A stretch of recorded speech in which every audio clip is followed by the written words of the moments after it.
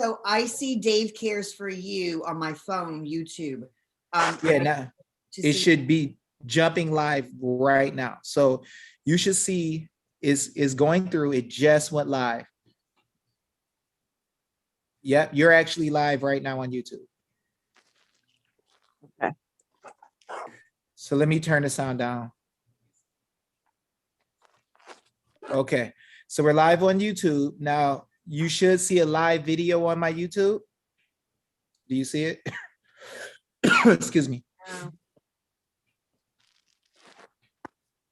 And I'll share the live video. Hello, everyone.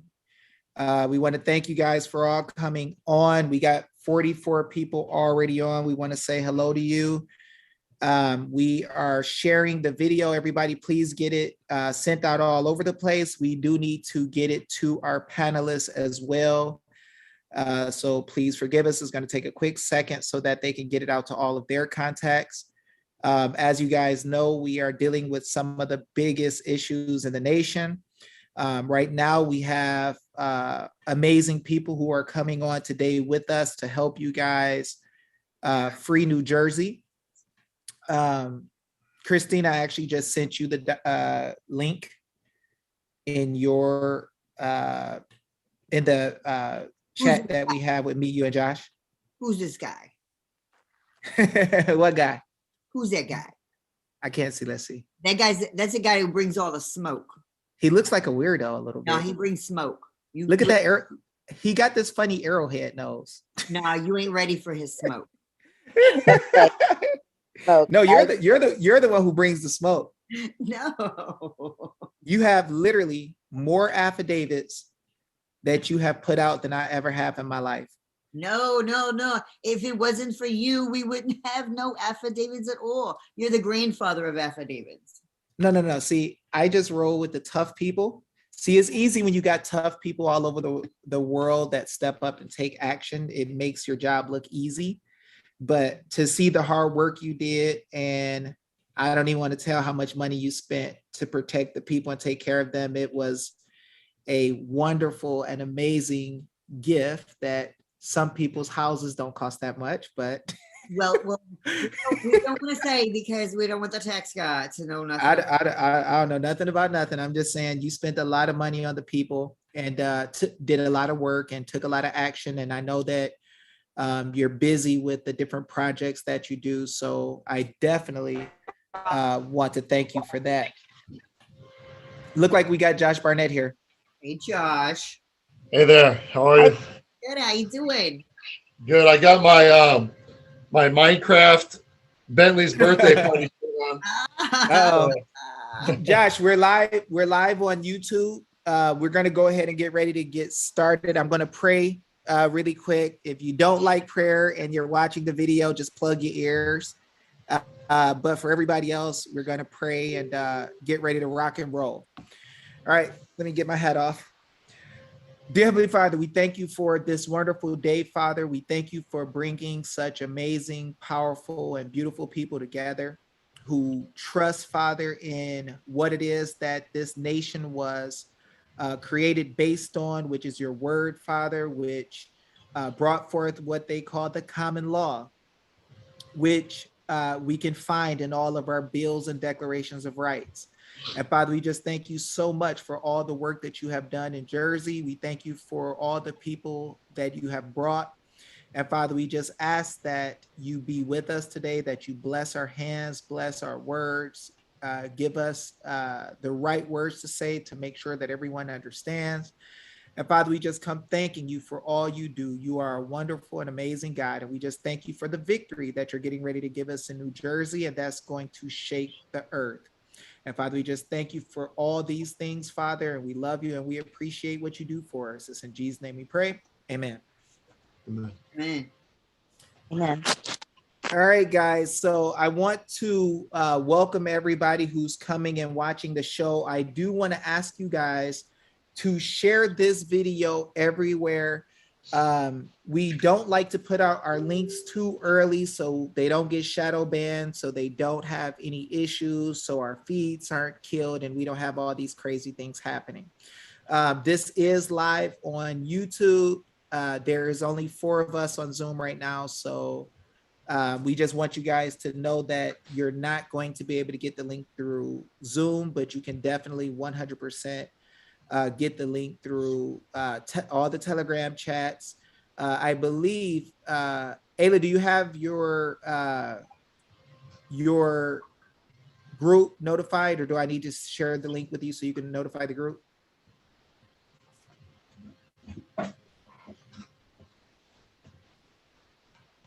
Ayla, can you hear me? I think she's muted. You're muted, Ayla. The link is up on the Audit New Jersey page, and it is pinned at the top. They just need to click onto your YouTube channel, correct? Perfect. Well, yeah, but there's an actual specific link. I'll share it with you. Okay. Let me get it to you. I would share it on YouTube, but I'm banned again. So that's not, don't So talk about certain things to do with health related issues. You got Brandon? Yeah. Let's go, Brandon. Okay. Let's go. Ayla, check your Telegram, please. Let me Okay. know you got it. All right, everybody. So we're getting ready to get started. We want to welcome you guys to the event today. It is New Jersey Empowered. New Jersey Empowered. You guys are going to be lawfully empowered today to be able to take massive action in order to take your state back.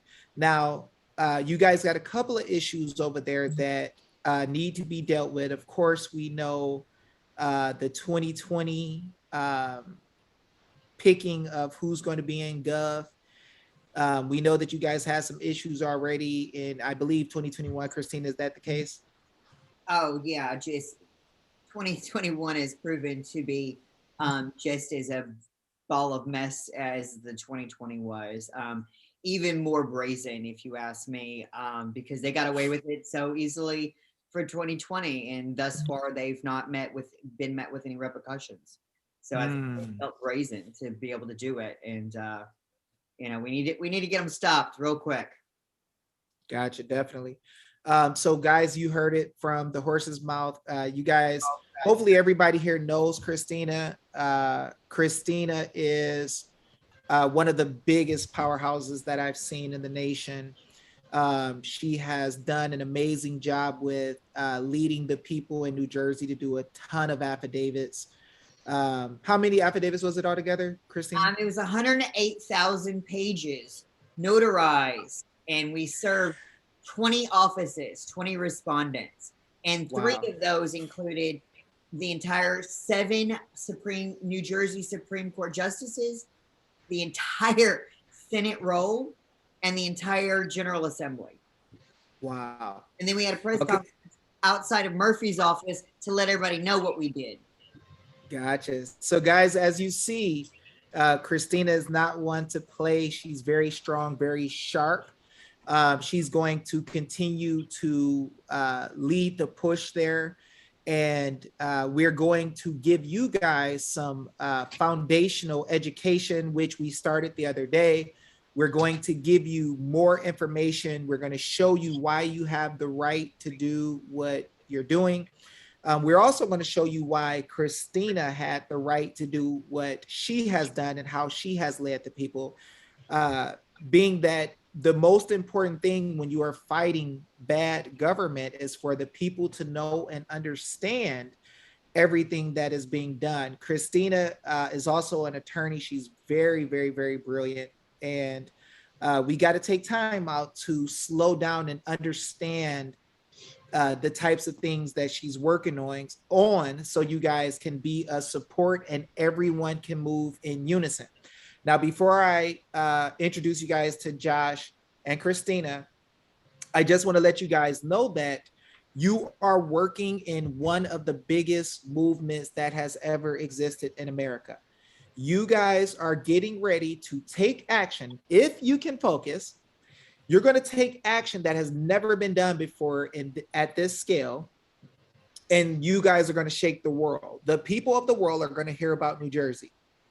Now, as I said on the last show, we know that there are a lot of strong and tough people in New Jersey. a lot of people who are conservative, family-loving, God-fearing, strong people who just want freedom.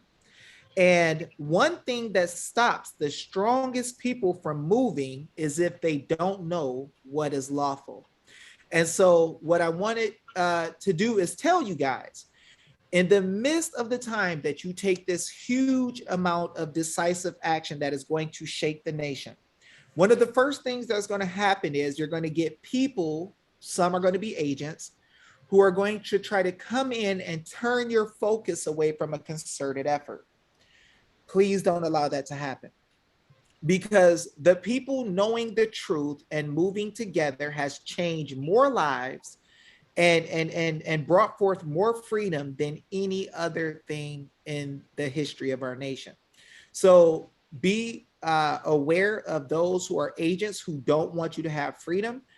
Some of you may have seen in Arizona how school board members were doxing parents, taking personal photos, pictures of their children.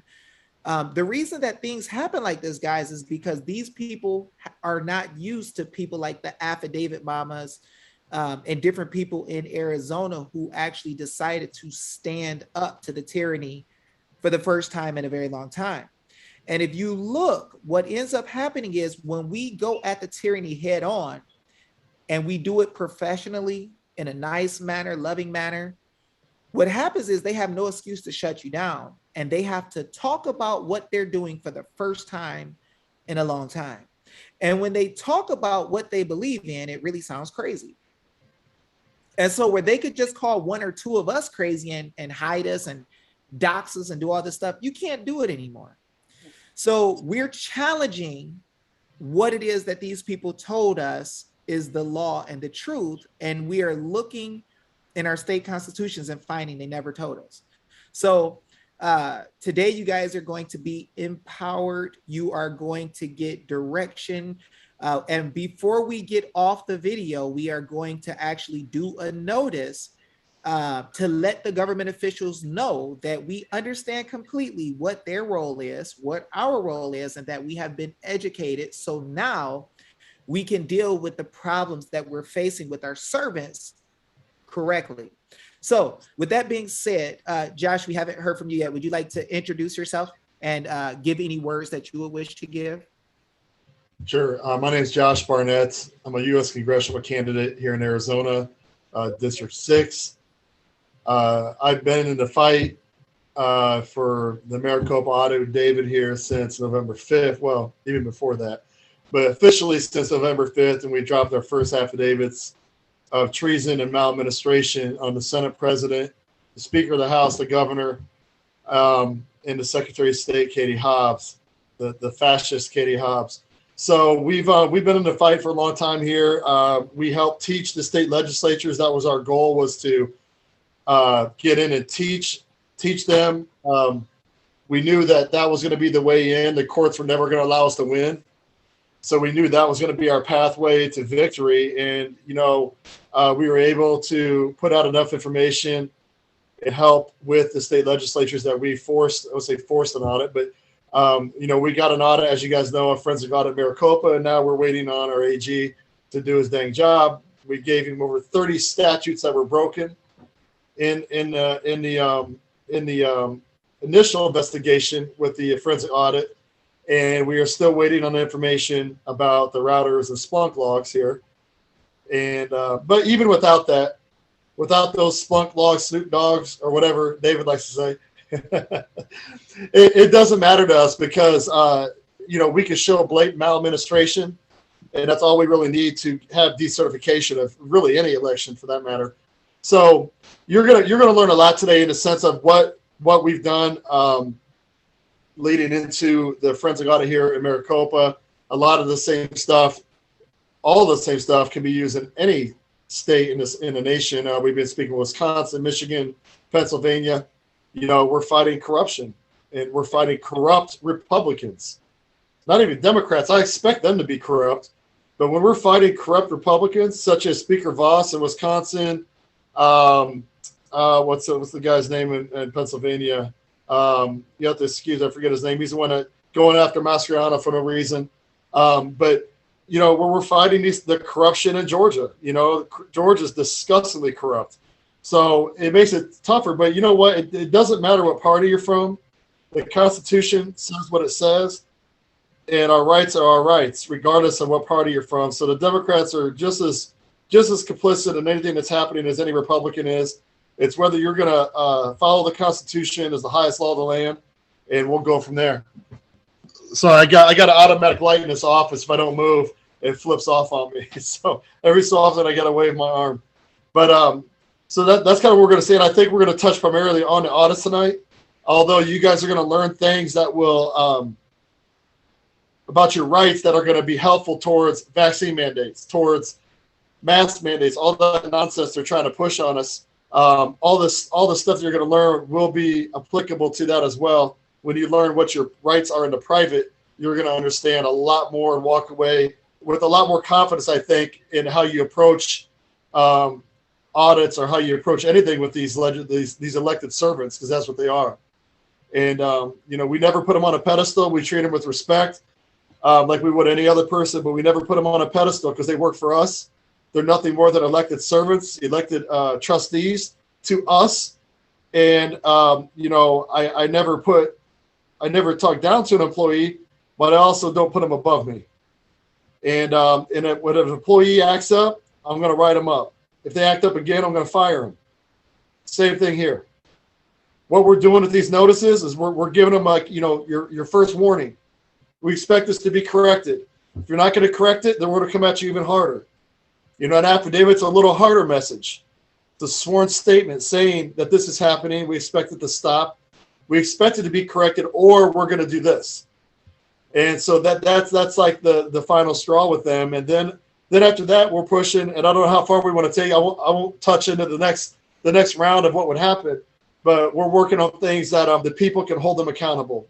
And that's what it's going to come down to fix this nation and fix our republic, is putting the power back into people's hands and allowing the people to hold these elected servants and these corrupt,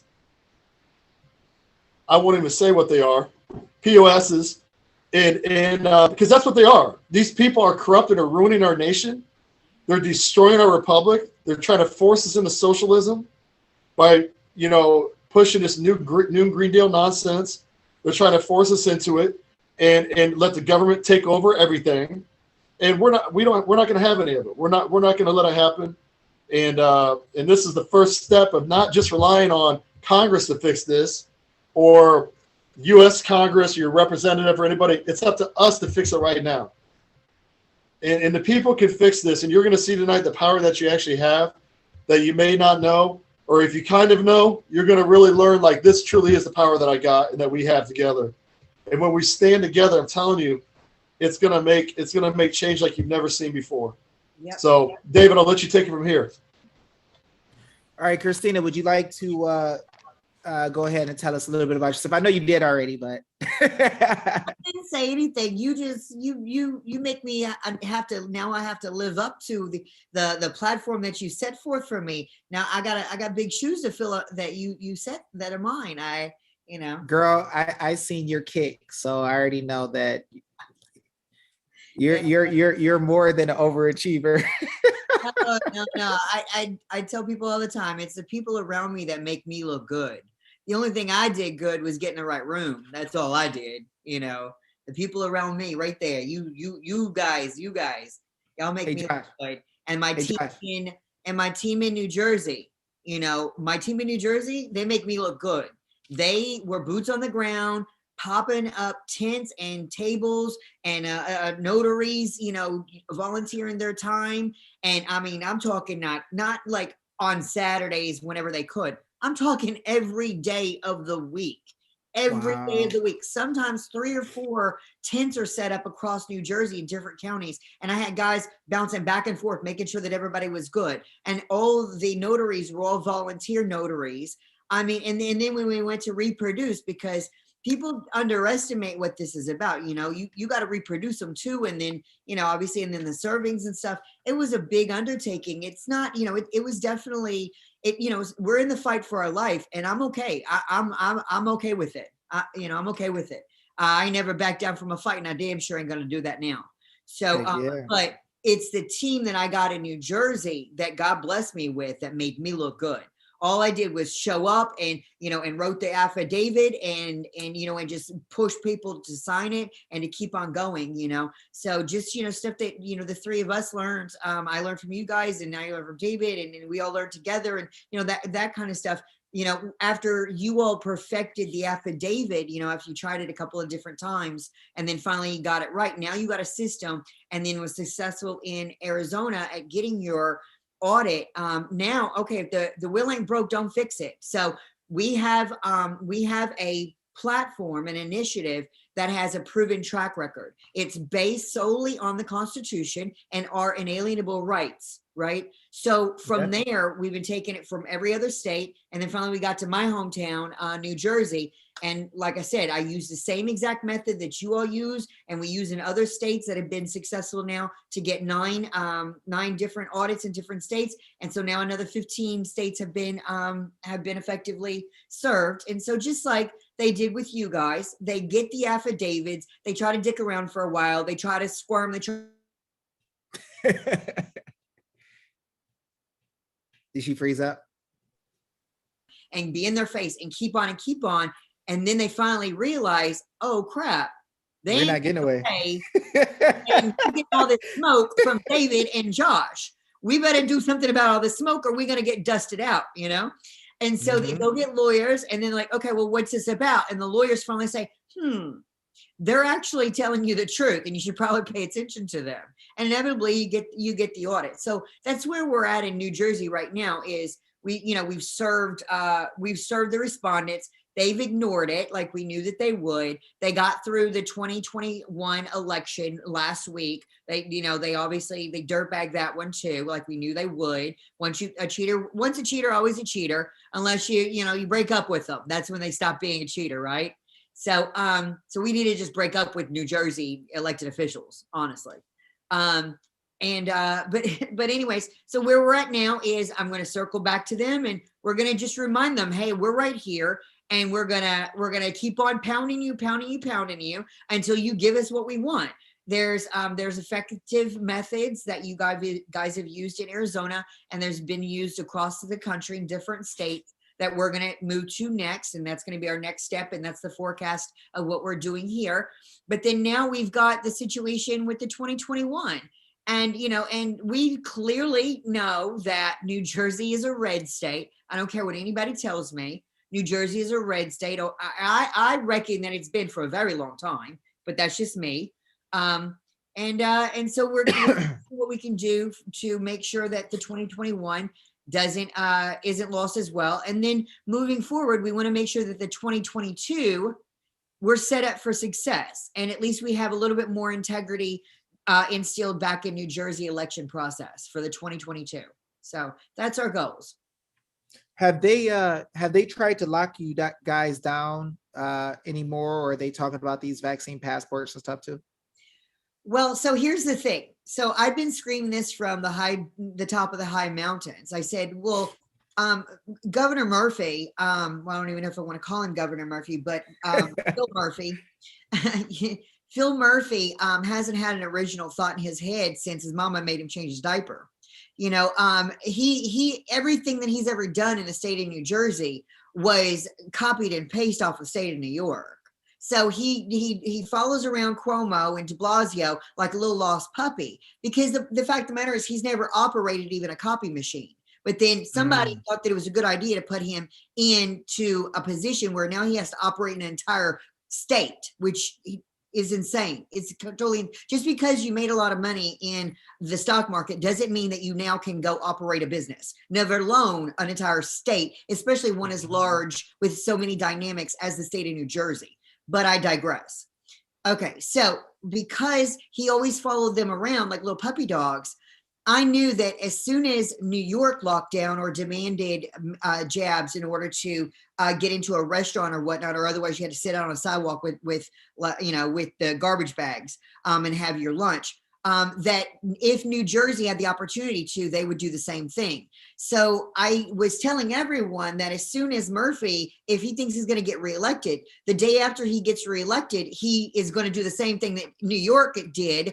he was just waiting because he didn't want, he didn't want the undecided and some other people that were kind of on the fence or wasn't loyalist to him to either not vote for him, and he would lose. So then when Project Veritas sent the reporters in and did an investigation and actually got them saying it on tape, and then they released what I like to call the October surprise, right? So it's the October surprise a couple of days right before the election, which, by the way, I got to tip my hat to James O'Keefe. I tell you what, they're on fire. I'm so happy with Project Veritas. I think they're doing, the God's work. I think that they're doing what every news media outlet across the country should have been doing this entire time. They're bringing integrity back to media, back to journalism. They're actually investigating and they're cooperating, and they're making sure that everything that they say out of their mouth is exactly, fact-based, and they're not trying to sway, to the left or the right. They're just merely giving you the facts. And so they did that. And exactly what I've been saying is exactly what Murphy's plan was to do. Now, Jack just conceded yesterday. I got a big, huge opinion about that, which I'll probably circle back to later. So did we get a mandate today saying that you have to have a jab to go into the restaurants? Not to my recollection, but I see it coming down the pipeline. As soon as Murphy feels that he's empowered by this quote win, he's going to do the same thing that they're doing in New York. There is no doubt in my mind. So everyone that's listening to this and everyone in the state of New Jersey, you better be prepared because it's coming. It's coming. That's what stolen elections mean for us. Would you like for me to kill all of that today? Oh, yeah. Please. Would you bring the smoke? Yes, ma'am. Would you bring the smoke? If you wish for me to bringeth the smoke, I shall bringeth the smoke. New Jersey needs you to bring all of the smoke. Could you bring all the smoke? We gonna bring 100% smoke. Go ahead, Josh. You're on mute. You mute. Josh, unmute. Your voice is deep, but it's not deep enough to go through mute. I said when David starts talking biblical, when he starts putting F's at the end of stuff, you know he's getting serious. Yeah. Here comes the smoke. Please. All right, so I want to introduce everybody to. It was about to go down. I want to introduce everybody to Ayla as well. Ayla, can you go ahead and introduce yourself to the crew? I know you have the big group there in Jersey, and I know you've been fighting in a whole bunch of different areas, and you have been bringing a lot of people to deal with the PMA. So I really appreciate that. You're shaking the nation with that. Just being able to help other people learn to free themselves and not be caught up is a huge advantage. And I know that you have brought several entities yourself that are standing, and you are standing. So I want to first give you thanks for that before you start talking, but go ahead. I will let you go ahead and take the floor. Thank you, David. I'm honored to be on this panel with everyone here today. You were all such patriots and warriors, and I'm so grateful for all of you. We started out originally back in 2019 when we were fighting the religious exemption bill. So we started out in the medical freedom movement with New Jersey for Medical Freedom. And it was very telling that Murphy and the legislature was trying to remove our religious exemptions. So that would mandate all the vaccines for everyone. This is before COVID. And we tried to tell people that this was a plan and there was a future to this plan. I think it's no coincidence that they were trying to make sure that there was no out to the vaccines in 2019. But we had 15,000 people that showed up to Trenton and they fought that bill. We were integral in fighting. The only reason the bill didn't pass, they had the votes, is because 15,000 people showed up that night. We call it the Battle of Trenton, and we shook the walls with our voices, and we told the legislators that they better not vote for this bill, that we were going to stand for our kids. And that's the power of the people of New Jersey. New Jersey is on fire. We do have patriots there. And then COVID came and we had to switch to leading the anti-lockdown movement because Murphy was going to lock us down. And we did fight that. And we fought so many other bills. And we had to figure out a way to bring freedom to New Jersey. And the way that I saw the best way was David Jose and the PMA. The PMA was a way to allow our businesses to stay open and stay safe and lawfully. And so we saw that that worked, and we brought it to New Jersey. And it was a beautiful thing for everyone to be able to form a private membership association and take yourself out of the public and take yourself out of Murphy's tyranny. So that's still going on in New Jersey. But, you know, the medical freedom movement is where we started. And isn't it ironic that, and not actually, that this is the biggest thing that Murphy is trying to use his tyranny to impose on us today. So we feel like there is synergy here. What we did, and our main goal was to bring the medical freedom movement and the patriot movement together to work as one, which we all understood that choice was key. And that's what we were fighting for. And so we fought so hard for this election. We fought so hard to make sure that Murphy didn't get in again. And we know for a fact he didn't. We think that he did not win this election. We know that he didn't win this election. We're going to prove it. And we're going to use every power that we have as the people and our bravery that New Jersey has shown with our patriots. And with the help of Christina and David and Josh, we're going to make this happen. We are going to set this state on fire. And I am so happy to be here. Thank you. Good to have you. Thank you so much. Thank you so much. Thank you so much. Yeah, New Jersey. We all have to get together in New Jersey. I know there's other pockets of groups all over New Jersey. And, you know, and I've been saying this since the onset of it. There's roughly 18,600 of the state and local elected officials, right? And then there's 330 million of us. And I said that if even 1/100th of us stood up and just like Rosa Parks said, no. If we just said no, there ain't nothing that they can do about it because we outnumber them and we have the power. We just need to get together, take all of our smaller groups, all of our larger groups, and get them together underground and then bring the smoke. And then there ain't nothing they can do.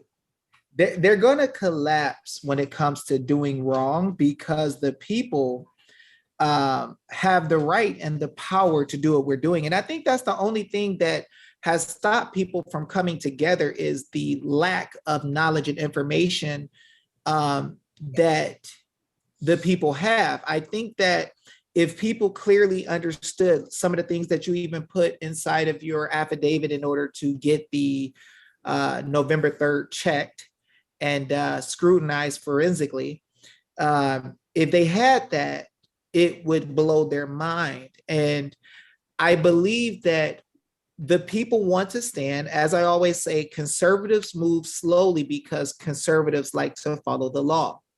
And there's so many different things on the books that they call law that people are afraid to take steps if they don't know 100% for sure they have the right to do something. So without further ado, guys, we're going to jump into that smoke. We are going to open up the doors for the people of New Jersey to stand at a higher level, to do things that you never thought you could do. You are going to clearly see where you have power to stand today, and you won't have to guess anymore.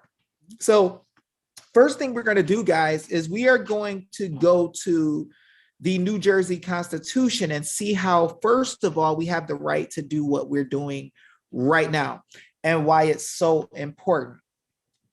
So we are going to look at the New Jersey Constitution. Yours is not called the Bills of Rights. Yours is not called the Declaration of Rights, but yours is called the Rights and Privileges. But before we go there, I want to show you guys a big lie that was told to you about your forefathers. The government officials who teach in school have often told you that your forefathers were not really believers. They didn't really believe in God. And they had to tell you this for a reason, because if they told you that they believed in God, then you might want to go look and see what it is that your forefathers thought. And in order to do that, you might look at the Bible. And when you look at the Bible, you're going to find what's called the common law, which is what our law came from. But in order to prove to you guys how much power you have in New Jersey, I'm going to start off with the preamble and show you that your forefathers were super strong when it came to what they trusted in. And even more than that, they were very religious. They truly believed in God. And this is why you don't need exemption. I'm going to show you that you have rights that nobody has told you about, liberty that nobody has told you about, and it will blow your mind. We're going to start off with the preamble. I want you to watch closely as I read. I'll highlight it blue for you so you can see it on the page. We, the people, notice it didn't say government. We, the people of the state of New Jersey, grateful to Almighty God. So they believed in God. They were grateful to God. Now, notice these people are creating a constitution out of their mouth and with a pen. They are creating the government. And they are going to tell you that the people who had the power to create the government had something that was given to them that didn't come from them. Notice it said, we, the people of the state of New Jersey, grateful to Almighty God for the civil and religious liberty which he hath so long permitted us to enjoy. In other words, you have civil and religious liberty that comes from God that no government official ever had anything to do with. As a matter of fact, there was no government official in the offices of the state of New Jersey because the state of New Jersey was being created right here. God gave you rights and religious liberty that you are obligated to follow him in if you believe in him. So how is it that a government entity that you create can tell you that your forefathers didn't believe in God, and they don't show you this part of the Constitution of your state that says that God gave you civil and religious liberties, and they want to cut off something that God gave you that they have nothing to do with? Watch this. He hath so long permitted us to enjoy, and looking to him for a blessing upon our endeavors. If you want your endeavors to be blessed, your forefathers thought that you had to consult with God. So they thank God for what it is that he gave. So how is it that your government servants are trying to tell you that they don't have to acknowledge your religion? Oh, you got a religion? You don't want to put mask on because you got a religion? Well, God told me I breathe the breath of life through my nostrils where he put it. Yes, I believe God did that, and I don't believe I should block it. If God wanted me to be born with a mask on my face, I would have been born with a mask on my face. But apparently God likes for us to have oxygen. And God also likes for the trees to have carbon dioxide. So you're doing all this stuff in the Democratic Party and the liberals talking about save the whales and the trees. Well, how are we going to save the trees if I can't get carbon dioxide out quick enough? Let me keep going. Him for a blessing upon our endeavors to secure and transmit. Now watch this. The same unimpaired to succeeding generations. The purpose of y'all creating the Constitution of New Jersey was for every generation to have the same unimpaired religious and civil liberties. How in the world are they telling y'all that you don't have the right to be free in your liberty? What else is a liberty interest? Where your kids are going to go to school, if you're going to go to church or not, who you're going to marry. Your private health is a liberty interest. As a matter of fact, when you talk about religious liberty, the Bible also tells you about a word called pharmakia. Pharmakia is a word, or pharmakon is a word that our word pharmacy comes from, and it actually means like a drug dealer or witch doctor. So the thing is, there were people in the Bible who did not trust God, who thought that you needed to have stuff put in your body for you to live. And that's not what God said. So when it comes to people telling you what they're going to accept and what they're not going to accept, they first have to remove the idea from you that your forefathers believed in God. They had to trick you. Now, I don't mean to get so worked up, y'all, but they are taking liberties away from people because people don't know that their forefathers told that God is the one who gave us our rights and our liberties and our powers that we have, our jurisdiction that we have. God gave it to us. So what I want to do is show you guys that you have the power and the 100% guaranteed right without a permit to come together and work together and talk together at any time without government interference to deal with these issues. Because some of y'all are a little scared. Please like and share this, y'all. Get this out there. They always short my numbers. We're showing 523. We probably got 1,500 or 2,000. They always show me a small fraction. So let's get this out there, y'all, so we can get the people going. New Jersey, this is your freedom, and you're going to shake the rest of the world. I'm telling you, in the name of Jesus, you're going to do it. Watch. Paragraph 18 of your rights and privileges. Watch this. The people, notice it didn't say the government.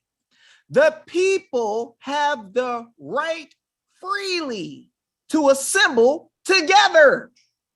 Guys, you want to stop them from shutting you down and blocking your ability to come together to talk about the things that have to do with the law, talk about the things that have to do with your freedom. Here we go. The people have the right. Now, why is this so important, y'all? Let me slow down. You have a right to come together, right? Now, the reason I got to tell you this is because they're going to say only a couple of y'all could be in the house at a time. Some of y'all can go to church and some of y'all can't. Some of y'all are essential and some of y'all not. Listen, the people have the right freely, without government intrusion or interference, to assemble together. Now, guys, understand that if you got the right to freely assemble together, when the government signed up to work for you, they swore an oath. There's a lot of people running around talking about, that you swore an oath. You swore an oath. I can go find your oath. Don't tell me about their oath. Tell me about what they swore to, because that's how you bind them. They swore that y'all could come together in New Jersey and they would never interfere with it, because this is one of the provisions in your rights and privileges. Watch this. The people have the right freely to assemble together. Nobody interfering.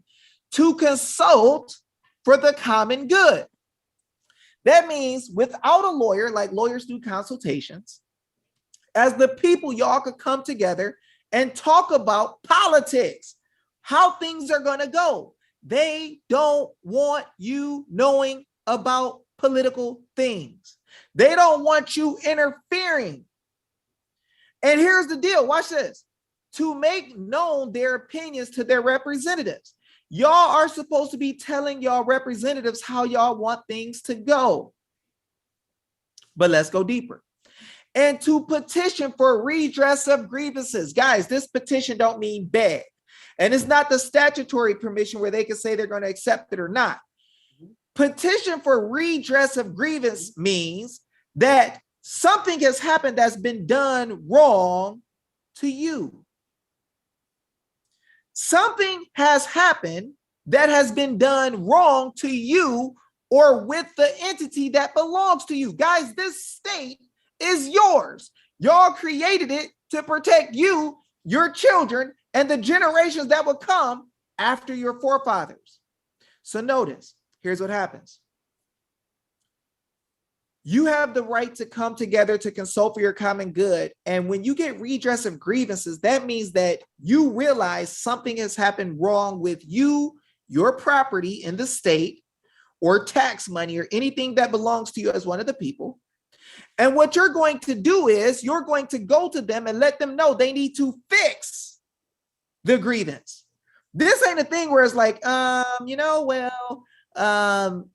could you please possibly hear us when we say we want you to check what went on November 3rd?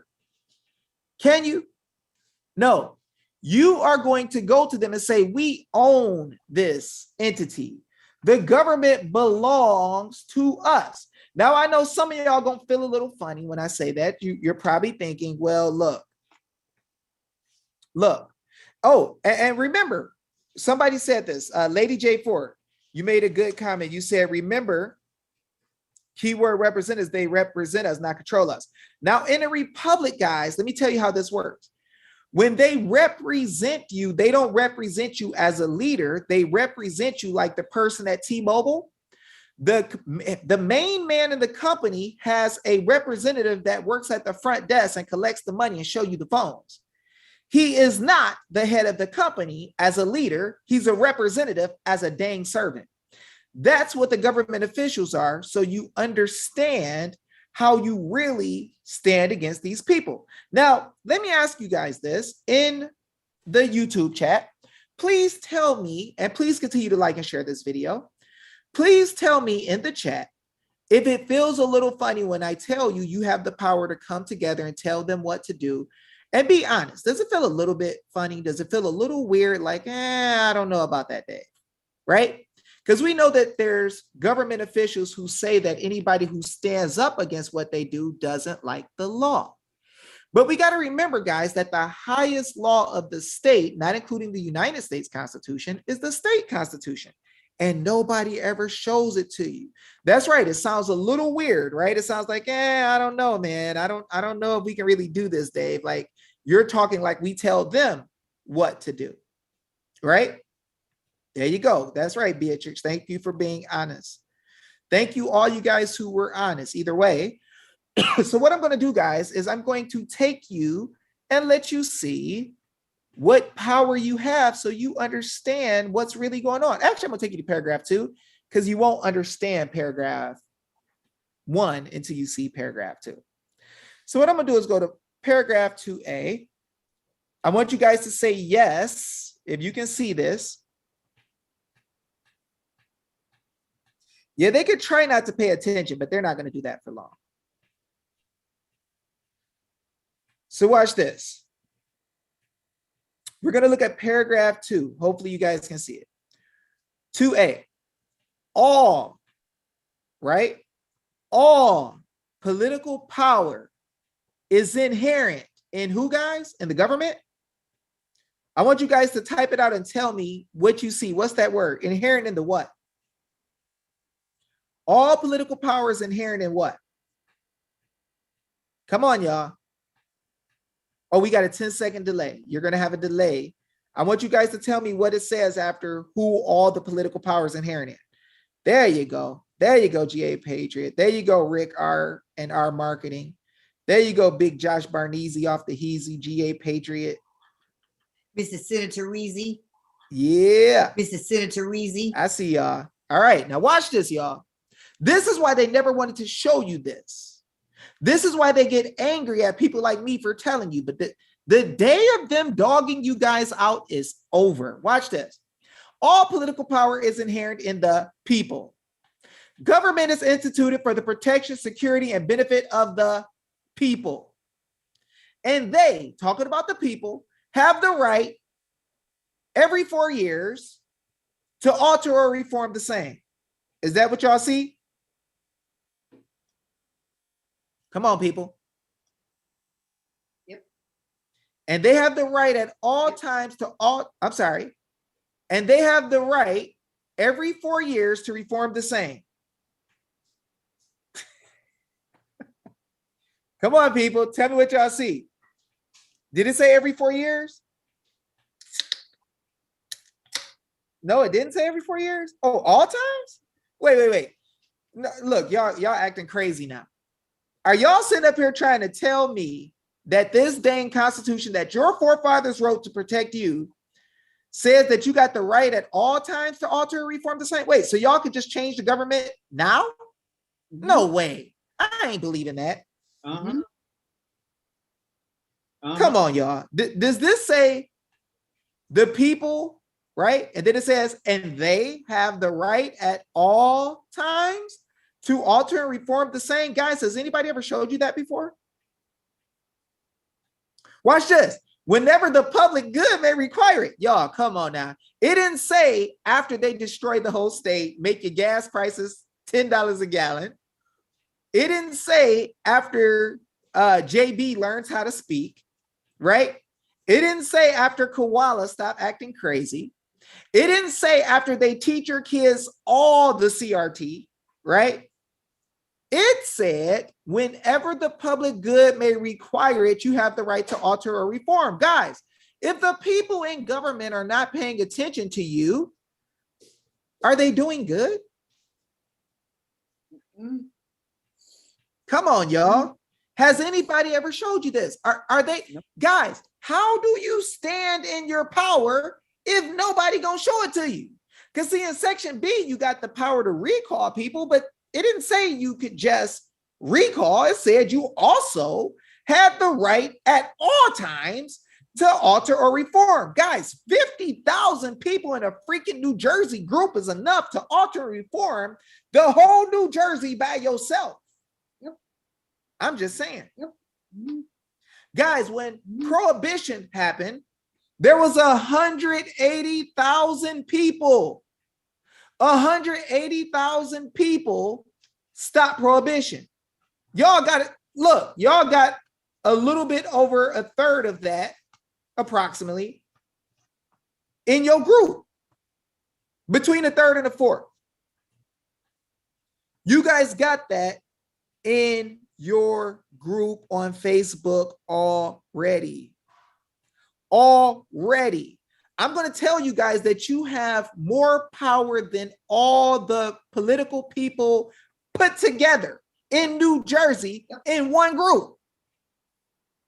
Because if you guys take this truth and show other people this truth, you will erode any corruption with ease. They had to not teach you this to do you wrong. If they let you see this, oh wait, they're letting you see this. I guess they're done for. I guess they're done for, y'all. But it gets deeper though. Let's go a little bit deeper. So whenever the public good requires it, you can alter, reform, or abolish. That means you can decertify a whole election. You can change the Constitution. You can just remove all of them and start over. You can do whatever you want to do to fix this right now. Right now. Olivia, the only way they can steal when they do something like that with Newsom is because not enough of y'all are standing up together. 2.1 million is pretty good, but that's only dealing with one issue. See, this is why Josh and I set up the notices and affidavits of maladministration. We were planning on government officials getting prosecuted all the way back last year in November when we started. We were like, look, we don't care if you go to prison for treason. We'll let you do enough stuff wrong right now that you'll go to prison for life. We ain't even gonna think about proving that you cheated. We're gonna make you look into it, and when you ignore us, we're gonna get you in so much trouble that you're not gonna be able to get out. So watch this, y'all. Paragraph 1, this is gonna get deep. All persons are by nature free and independent. Now, this is going to get deep, y'all, because if you are free and independent, let's say free, if you're free, who are you bound by? God. There you go.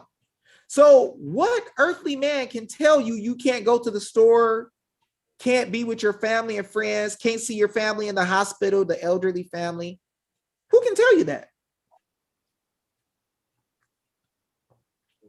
Hey, independent, guys. What are you independent of? See, people want you to think that your rights are attached to the government and they're giving them to you. And they're going to do some statutes and tell you what's your right and what's not your right. They're going to let a bar association member, a private club member, tell you what rights you can enjoy and what rights you won't enjoy. Then they'll tell you, oh, well, the Constitution doesn't mean anything. It's just a piece of paper. So then you're telling me the governor sits in the office that's written in that piece of paper. So apparently his power is nothing either, right? Yeah. Oh, and the legislature is nothing either, right?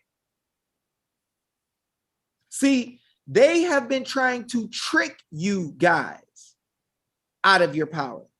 Let's go deeper. Yeah, you get angry when you see this because it's true. Watch this. Now, this is what allows you to be able to alter or reform government whenever the public good may require. Well, what kind of stuff is considered public good? I want y'all to see how low the threshold is for you to correct this stuff. Among which are those of enjoying and defending life. You have the right to enjoy your life and defend your life. What do they mean you can't go to the store? What do they mean you're not essential? Watch this. And liberty, life and liberty. I'm sorry, where you go to church, how you raise your kids, right? If you're going to do a business or work for somebody, these are all yours. Watch this. Of acquiring, possessing, and protecting property. Your rights are your property. You can protect them. Watch this. And of pursuing and obtaining safety and happiness. Guys, y'all got the right to be happy. The government don't get to affect your rights and make you unhappy. They don't get to let you stay in the house because they want you to where you're unhappy. You can reform, alter, and abolish as a people if you're unhappy. I'm sorry, but I talk to people who work in construction and on houses in your areas, and they said the wood prices make them unhappy.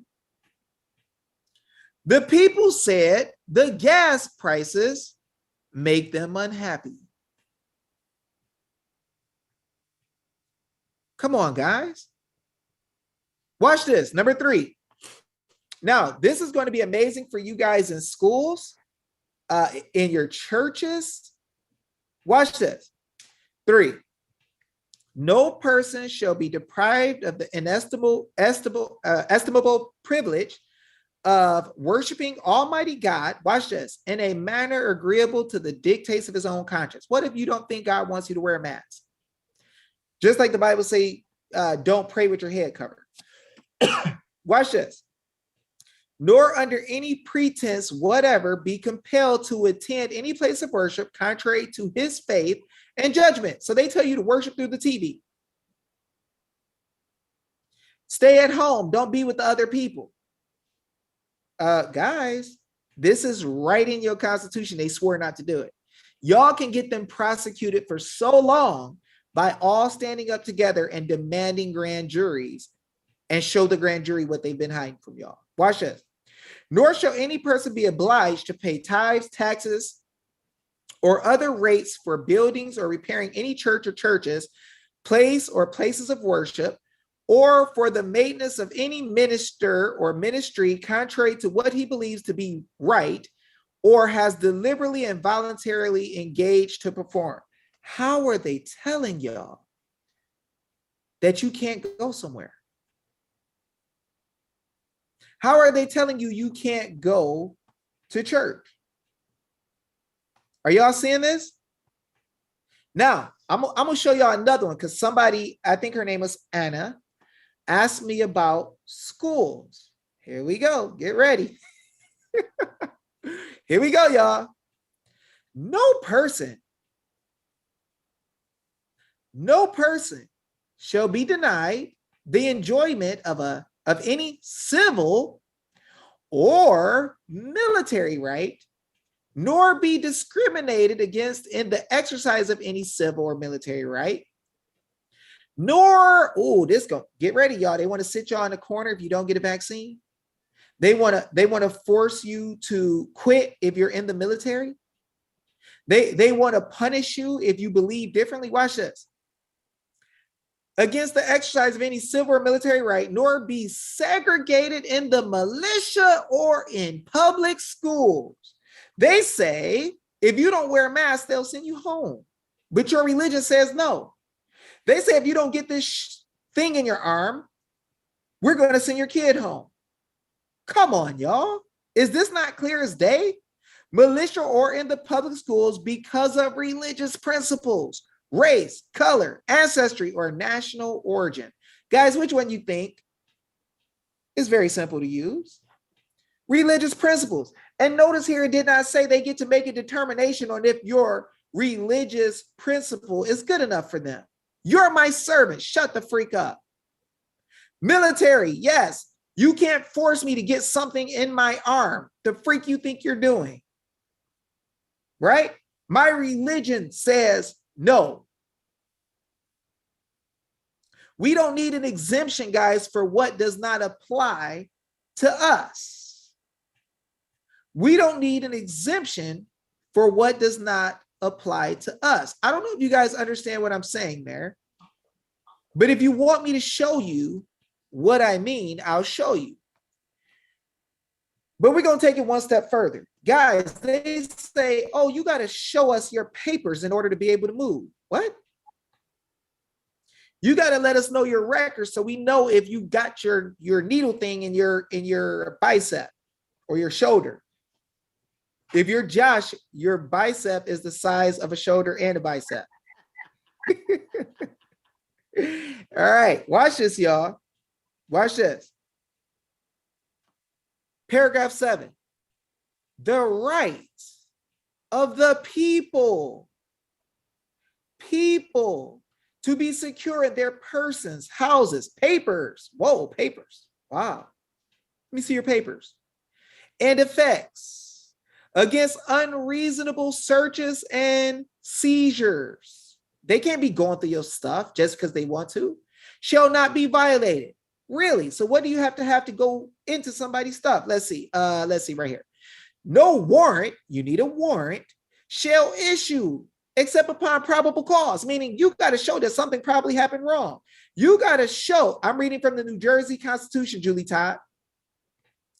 You got to freaking show. You got to show that I harmed somebody and did wrong to somebody, and it's likely that it's happened because there's some evidence there. Watch this. Supported by oath or affirmation. Somebody got to give an oath or affirmation swearing that I did something wrong, right? And if they don't have an affidavit swearing that somebody did wrong to go along with trying to find your stuff, and this is not, guys, some administrative COVIB, right? Court, right? I got to spell it wrong because YouTube will print out exactly what I say with the CC, closed caption. But for somebody to say they get to go into your health records or they got to see your papers for you to be able to be free, the government was never made that way. The government was never made that way.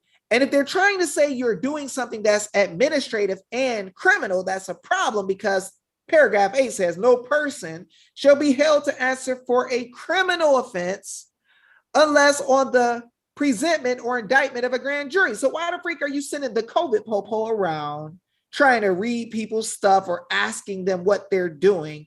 Get off of that clown jump. We're not that dumb. Guys, we understand what it is that they're doing. Then they want to tell you, we're going to give you a COVID. Fine. We're going to make you pay. Well, hold on now. If you're trying to say that what you're doing is some kind of court case, I'm guaranteed something in the court case, and y'all not doing this in your Title 42 administrative COVID tribunals or courts. Watch this. Paragraph 9, the right of trial by jury shall remain inviolate. You can't get rid of it. You can't hide it.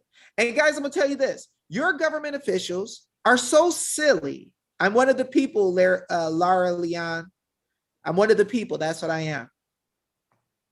When you understand how much power you have, guys, you're going to realize that there's so much that we can do, so much that we can stand on that they never showed us. Guys, what is treason? Watch this. Treason against the state shall consist only in levying war against it, violent attacks, or in adhering to its enemies. Guys, if you got people who are killing your Facebooks, killing your Twitters in order to be able to get money, and they're letting them buy into our election systems and programs, but they're attacking you online if you want to speak up based on your religious beliefs, how is the government using Facebook as an agent to carry out their dirty work, to shut you down in private partnerships together? I just want y'all to think about that. Watch this. No person shall be convicted of treason unless on the testimony of two witnesses to the same overt act, or on confession in an open court. Guys, I'm gonna tell you something.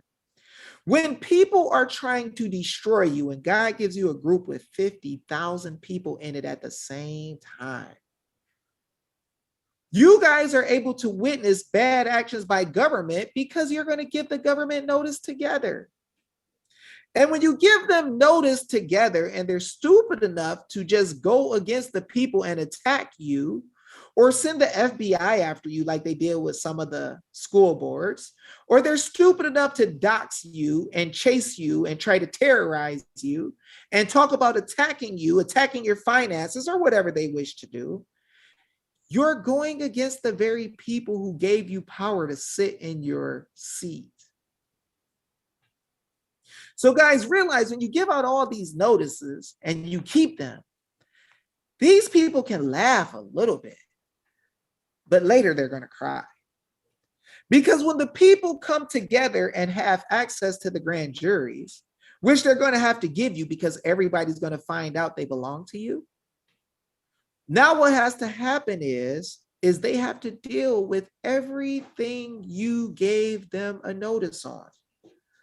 And they have to explain why they ignored you even though they work for you. That's not a good look. Let me give you guys one more. People say, well, David, I don't understand how you say the government officials have to deal with more rights than just the ones that we see in our state. Why would they ever have to deal with rights in another state? Or how could you say you got more rights than what they told you you have, right? Easy. Paragraph 21. These people signed an oath saying this was okay. Let's see.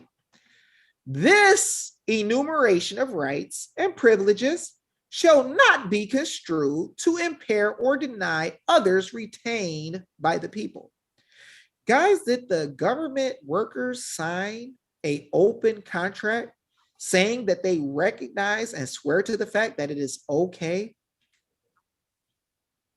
It is okay for you to have even more rights than you enumerated here?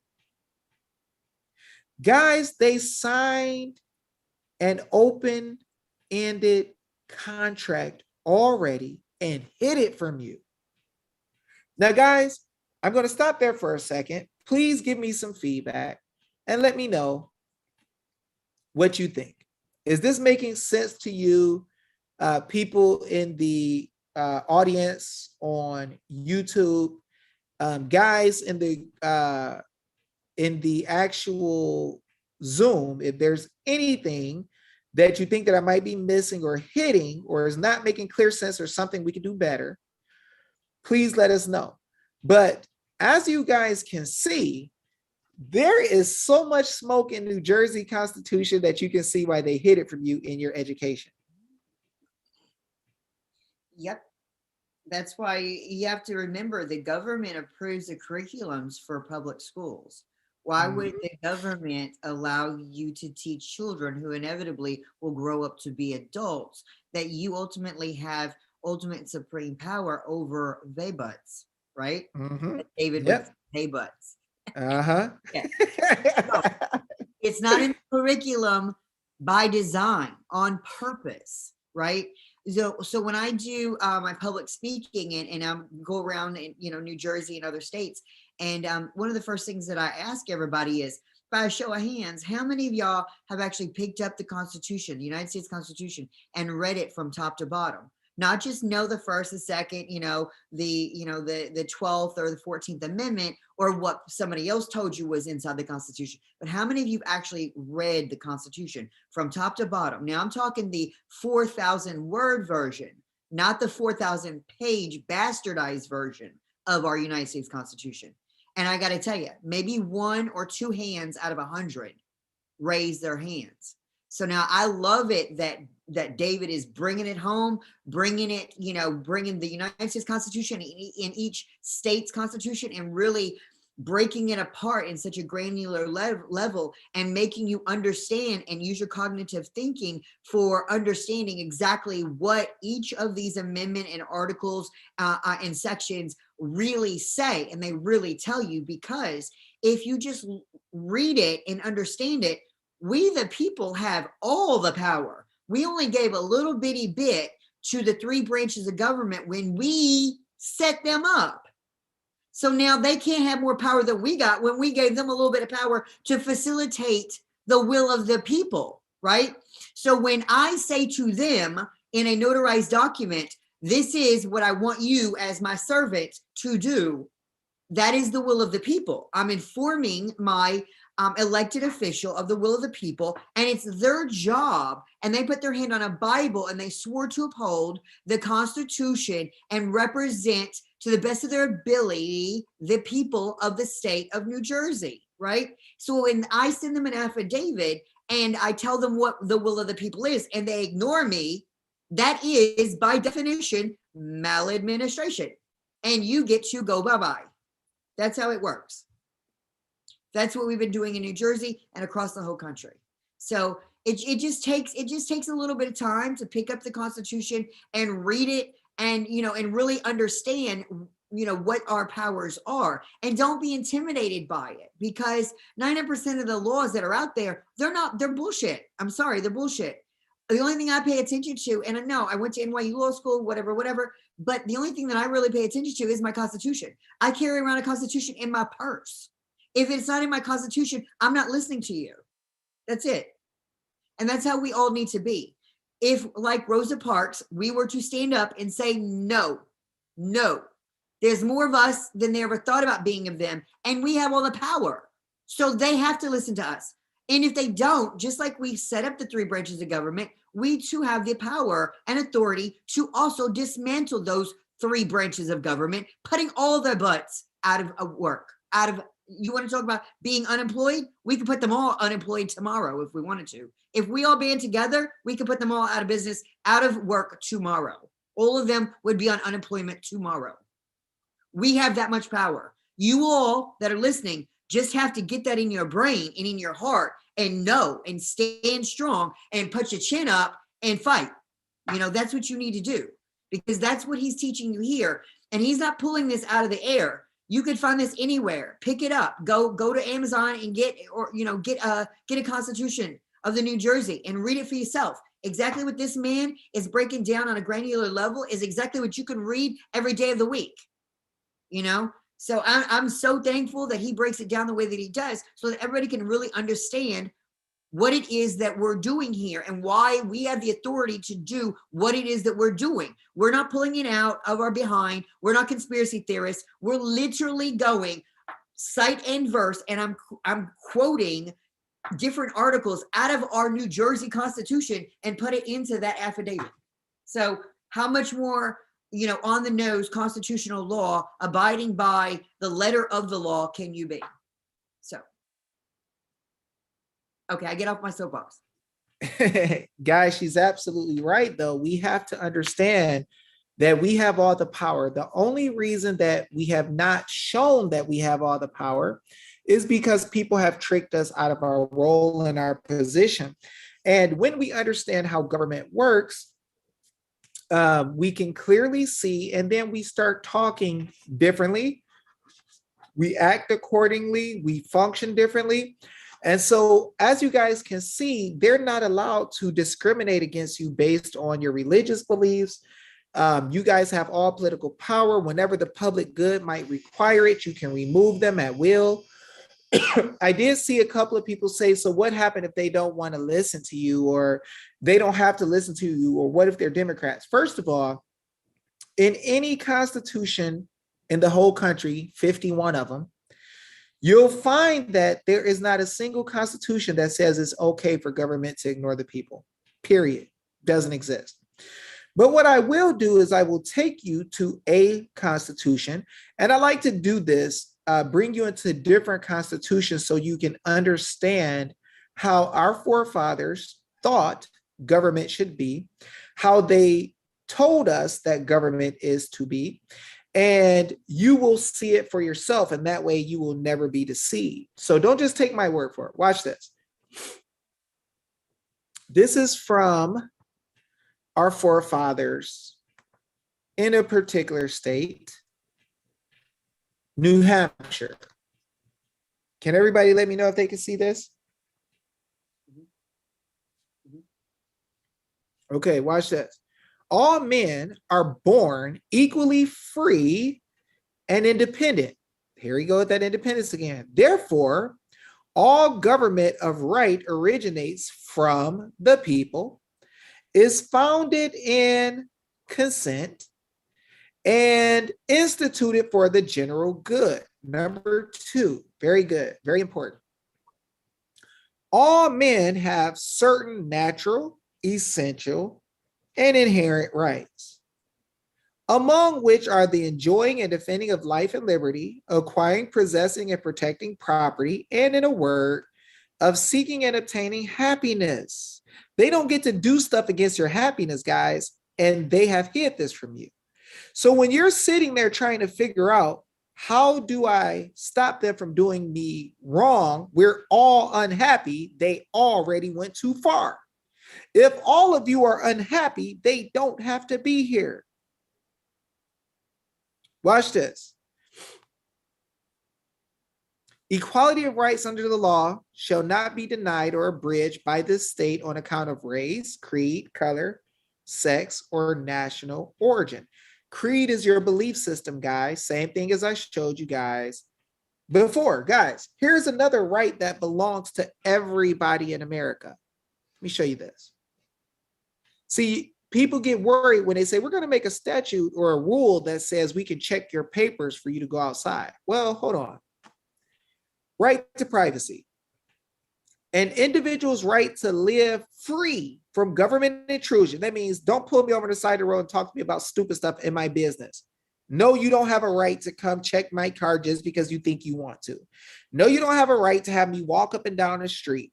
Now, I'm not saying fight cops right now and get smart with them or anything like that and tell them I know my rights. What I'm saying is we all need to give them notice together and let them see lawfully and nicely. We realize that when we are in our private affairs, you have no business with us. So unless I'm doing something to harm somebody or somebody swore by affidavit, please walk away. Watch this. An individual right to live free from government intrusion in private or personal information is natural, essential, and inherent. That means the government don't get to ask you about your private life, your private health, your private papers. If you want to work, they don't get to say, what kind of AIDS medication are you taking for you to be able to work? They don't get to do that. They don't get to do that. Let's keep going. Watch this one.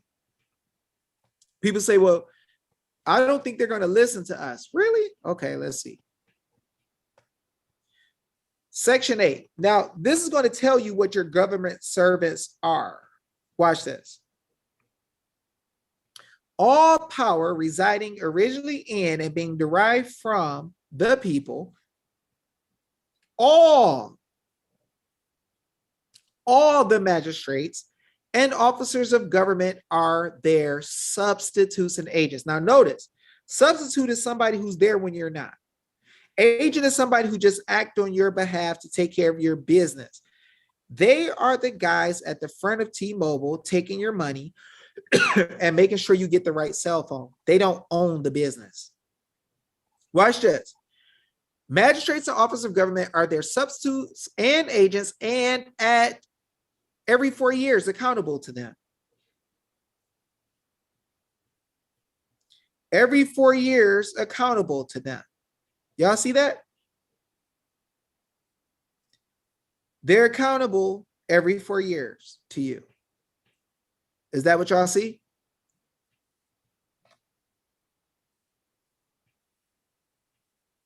Come on, y'all. Is that what y'all see? Are they accountable y'all every 4 years? Because this is what they want us to believe. They want us to believe that every 4 years they got to listen to us. But this right here says at all times accountable to them. Now, so people gonna say, well, what does that mean? How should government look? Well, let's see how it should look. Government, therefore, should be open, accessible. What? They're not listening to you? Government, this is what your forefathers knew about government. They are always accountable to you. They should be accessible, accountable, responsive, and open. When they want to go to these secret meetings and hide what's going on with your kid's life, is that how it's supposed to be? To that end, the public's right of access to governmental proceedings and records shall not be unreasonably restricted. The public also has a right to an orderly, lawful, and accountable government. So if they're going to be orderly and y'all got statutes they're supposed to follow during the November 3rd, and they go do whatever the heck they want to do, are they being orderly? If you have laws and statutes for them to follow and they do what they want to do and take money from Facebook and everybody else, which is against the Arizona Constitution, Article 14, Section 18, orderly lawful and accountable government. Therefore, now watch how much power you have. Any individual taxpayer eligible to vote in the state shall have the standing what all of the Trump attorneys had a problem with. As one of the people, you have the right and the standing to petition the Superior Court to declare whether state or political subdivision in which the taxpayer resides has spent or has approved spending public funds in violation of law, ordinance, or constitutional provision. Guys, you want to know why we didn't try to go and get the legislature to go after fraud? We knew that we have a right to make sure everything is done according to the Constitution and law. We use Article 7, Section 7 of Arizona Constitution. Guys, if people drove cars around and took your papers from November 3rd to different places without your permission, that's a problem. Josh, you need me to make you admin because I see somebody's tripping and I can't see who it is. No, I'm good. I blocked him. No, I'm good. I blocked him. You got him already? Got him. No, I'm gonna make you an admin, Josh. You can get him from everybody. Make me too. I like playing. Make me too. I like playing. Yeah, just totally kick him completely off.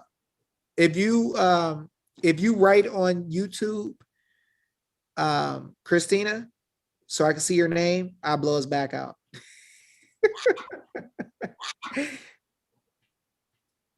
He over there being Debbie Downer.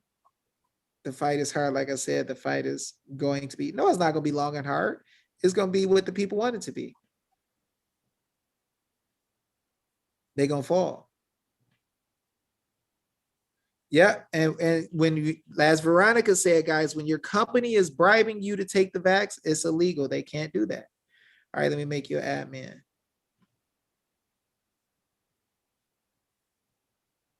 Okay, well, everybody, let's try to be cool. We don't need any deep state drama. We don't need anybody trying to start trouble or being a downer on purpose. Around us, we all take action, right?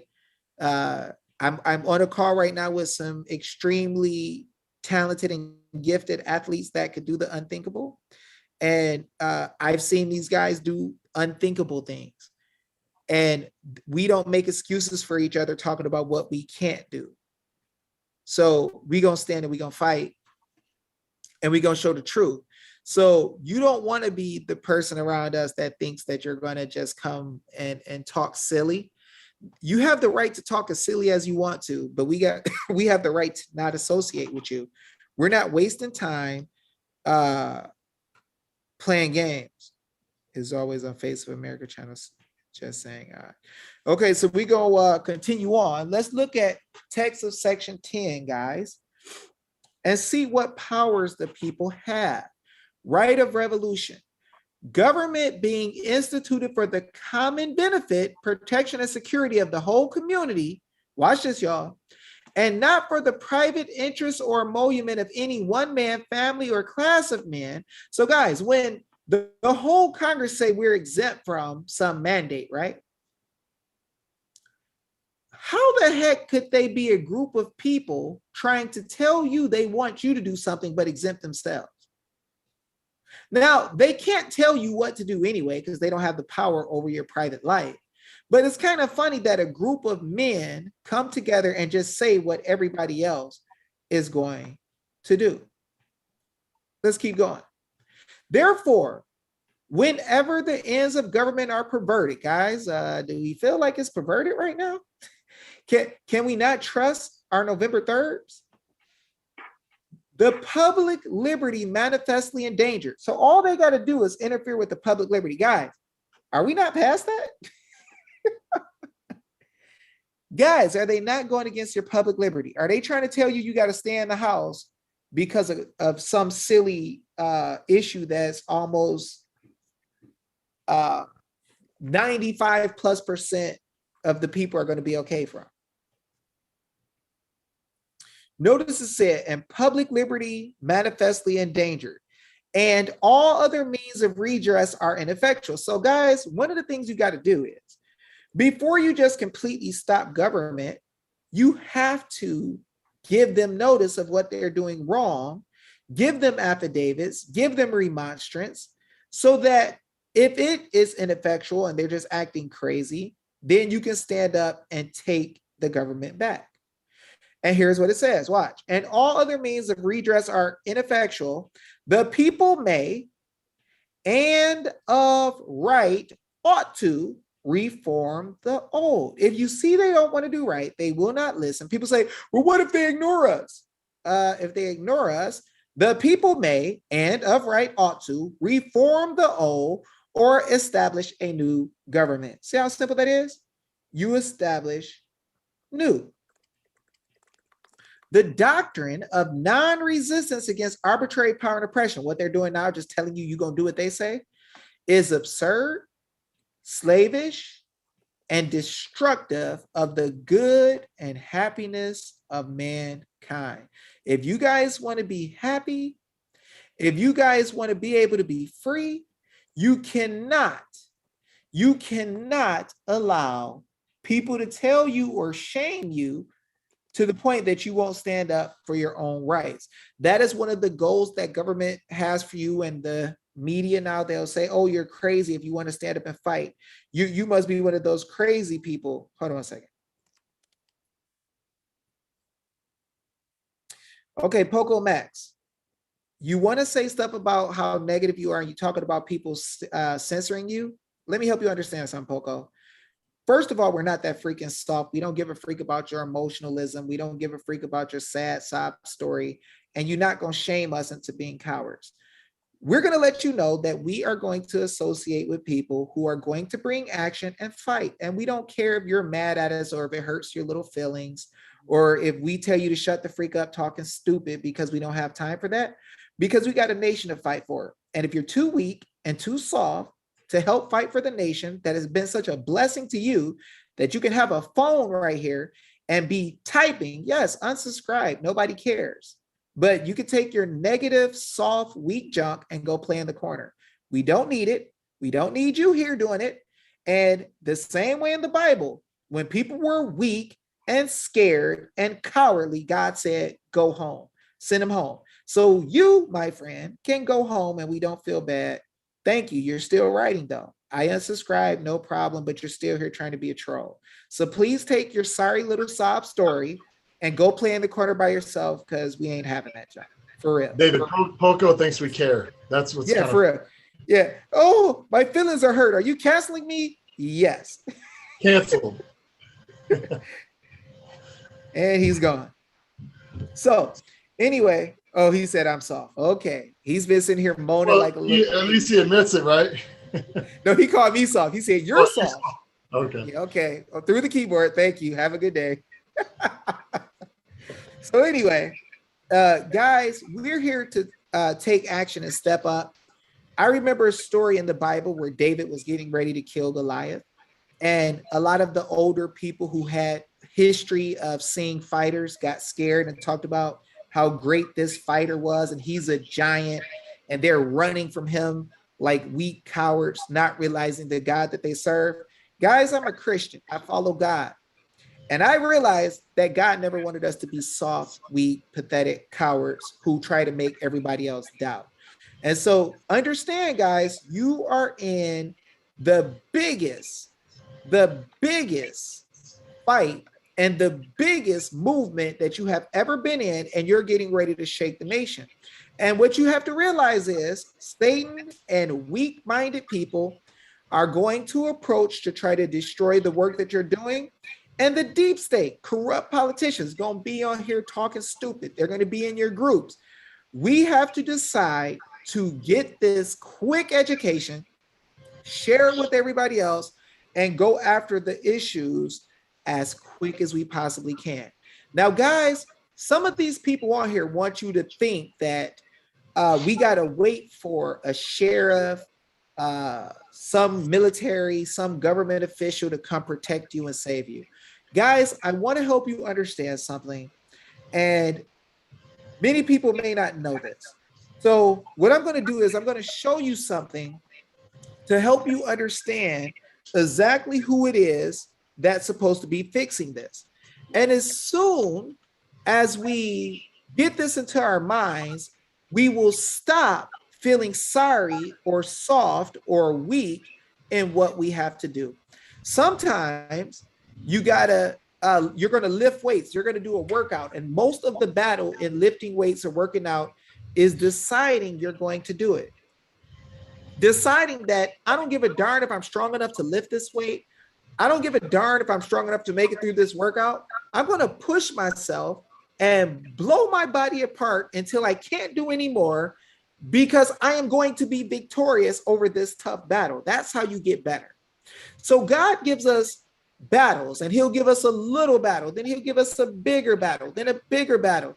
And he's exercising our faith and strength as we grow. And so you're going to get people who are going to come talk silly. We got to block them out because there's things that we have to do. So let me give you something real quick.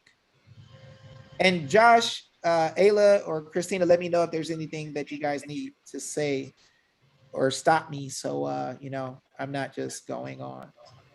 Heaven forbid you all this. All right. Missouri Constitution. We're going to bring that fire. So they say we didn't talk about God. We didn't know God. Our forefathers hated God is what they say. Let's see. Preamble. We, the people of Missouri, not the government, the people, with profound reverence for the supreme ruler, talking about God of the universe, and grateful for his goodness, do establish this Constitution for the better government of the state. Now, let's see what this says. Number one, people want to tell us that the government's will is important, what they want to vote. I don't give a darn if they're a Democrat. I don't give a darn if they're Republican. What they say does not matter. Or do we have an echo, guys? Everybody mute out. I think we got an echo. Okay, we better now? Perfect. All right, here we go. That all political power is vested in and derived from the people. That all government of right originates from the people. So if the people didn't write it in the Constitution, and you didn't give them power over it, is not theirs. They're stealing it. Watch this.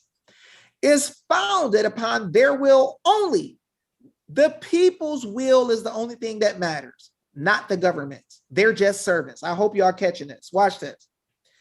And is instituted solely for the good of the whole. Watch this. Number 2. It's going to get deep, guys.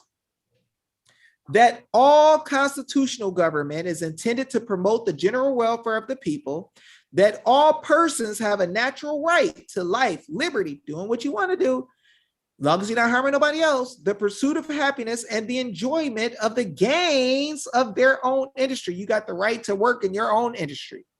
That all persons are created equal and are entitled to equal rights and opportunity under the law.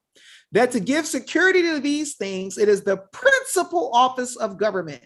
How are they doing all these things against your rights, your liberty, your freedom, and then still acting as they should? It is impossible.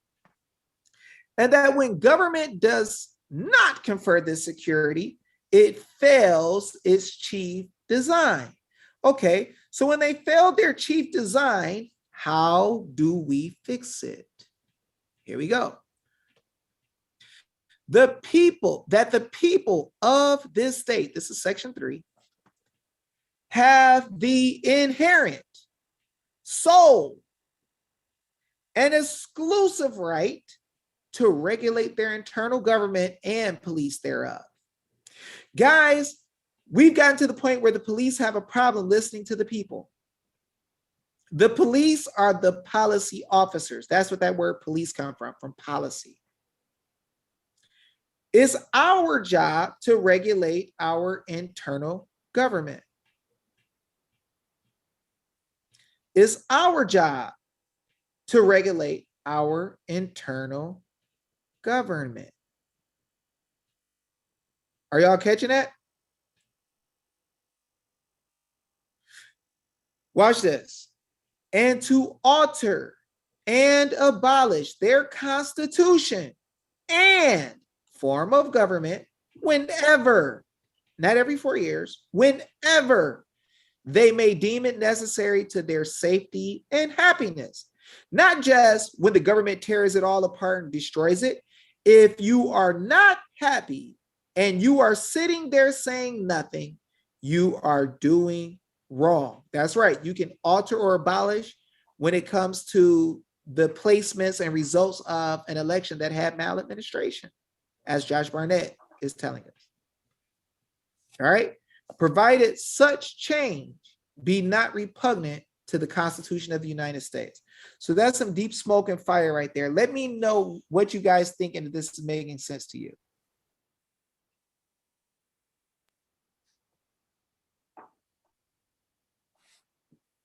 Everybody here, is everything flowing well for you guys? Josh Rhino Slayer. I had to humor myself. So what you think, Josh? You got anything you want to say? Ayla? No, I just think people need to remind themselves, if they don't know already, that what you've been speaking on as far as it's up to us to educate our legislators. A lot of them don't know, and it's the people's responsibility to frequently teach, or recurrence of fundamental principles, to teach them what the Constitution says and what our rights are.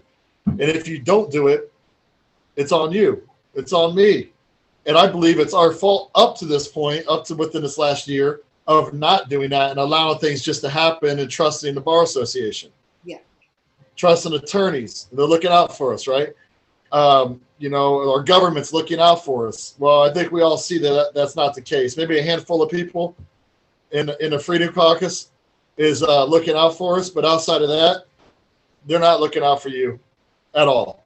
And it's up to us to, like I said, go back to the fundamental principles of what our country was founded on, our republic was founded on, and teach and teach and teach and teach. I can't stress it enough how important it is to educate the masses and disseminate the information as broadly and as quickly as possible across this nation, and that's how we win. That's truly how we win. You know, I know you guys have heard me say this before, and you know, anybody here in New Jersey that's seen me talk has heard me say this before.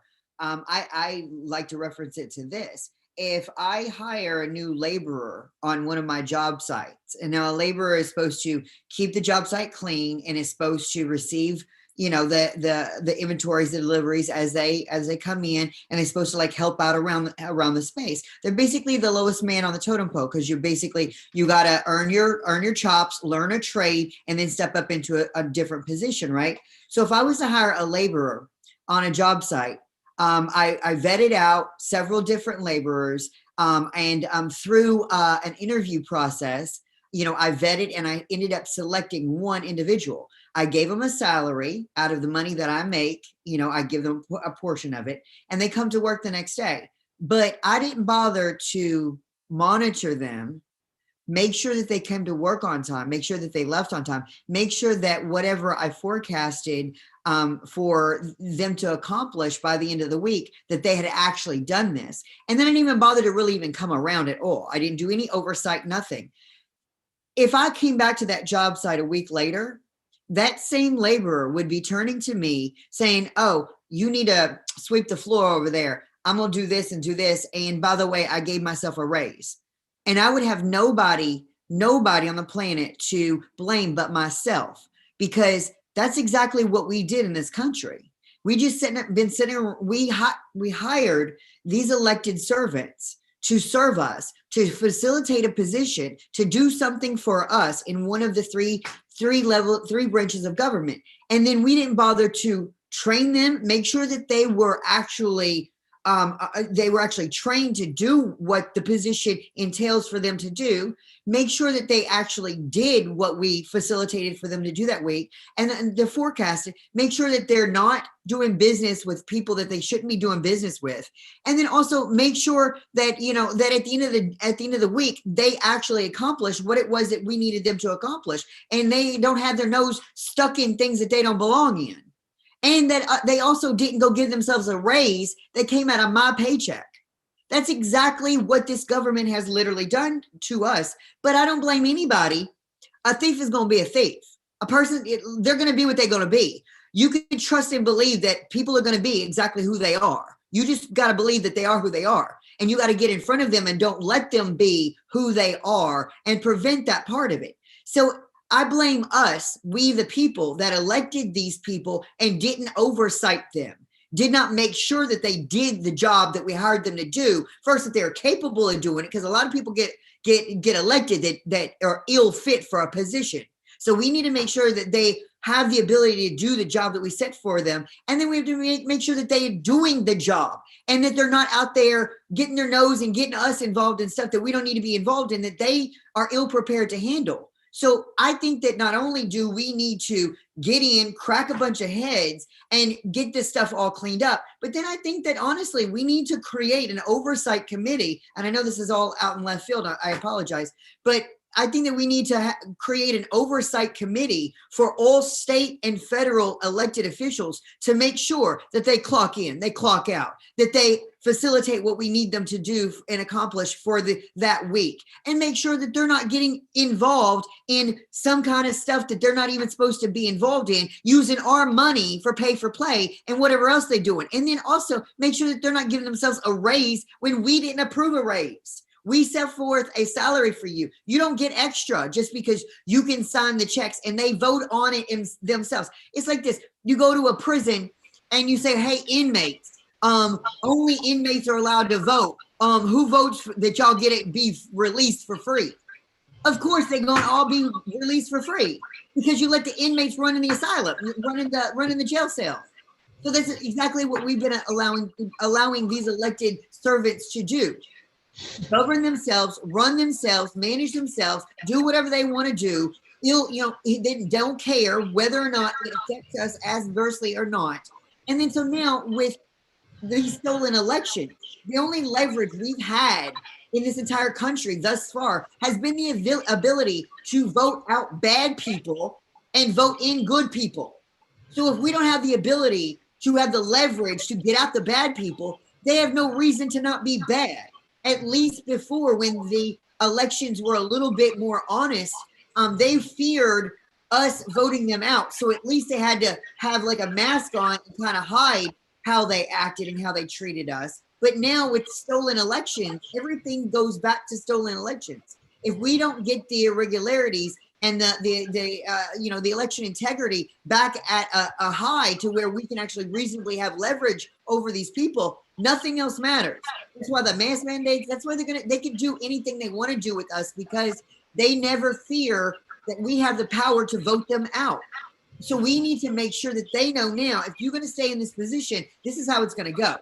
We have the power, and we are now have the ability to vote you out, and we have the ability to seek maladministration and just remove you from office if we need to. If in the pursuit of happiness, you hinder our ability for that pursuit of happiness, we through maladministration have the ability to get you out. And we don't need to rescind you or any of that other stuff. We just maladministration you and we remove you. And yes, Doc DeMarco or whoever it is on this thing who says you can't just do this. Well, watch me. Watch me do it. That's what I have to say for you. Watch me do it. Watch David do it. Watch Josh do it. Watch all these amazing patriots in New Jersey and across this country. You just watch us do it. You sit down, and then later on you can have a crow sandwich because we're going to do it. We just have the confidence to do it. I thought they said we would never get an audit in Arizona too. Exactly. Hey, they were like, it will never have. Okay, you think you'll get an audit? It will never happen. I'm like, watch, here we go. We're doing the notices and affidavits, and watch that smoke that comes. And they're like, no, that would never happen. Really? Okay, just watch. And then, oh, we got the audit now. I'm like, y'all still talking? Oh, well, they'll never release any information. I'm like, they're talking about the preliminary release right now. Well, they ain't gonna let that happen. The deep state gonna stop it. Okay, let's see. Oh, shucks. Well, they had the preliminary audit. They're not gonna let anything else come out for sure. Okay, they had the whole release. Now what? And they're gathering more now. So the thing is, people can give their idea of what is and is not going to happen, what can't happen, and all that stuff. But I'm sorry. The Declaration of Independence wasn't signed by as many people as sent out affidavits in New Jersey, right? So don't tell me about the Declaration of Independence came before England got their anus handed to them by God. So I don't want to hear nothing about, oh, well, it'll never happen. Who says you have the power to do anything? Hey, David, remember people would always say, what qual we were talking earlier, what qualifications do Josh and David have to say anything? Or what does Josh know about anything?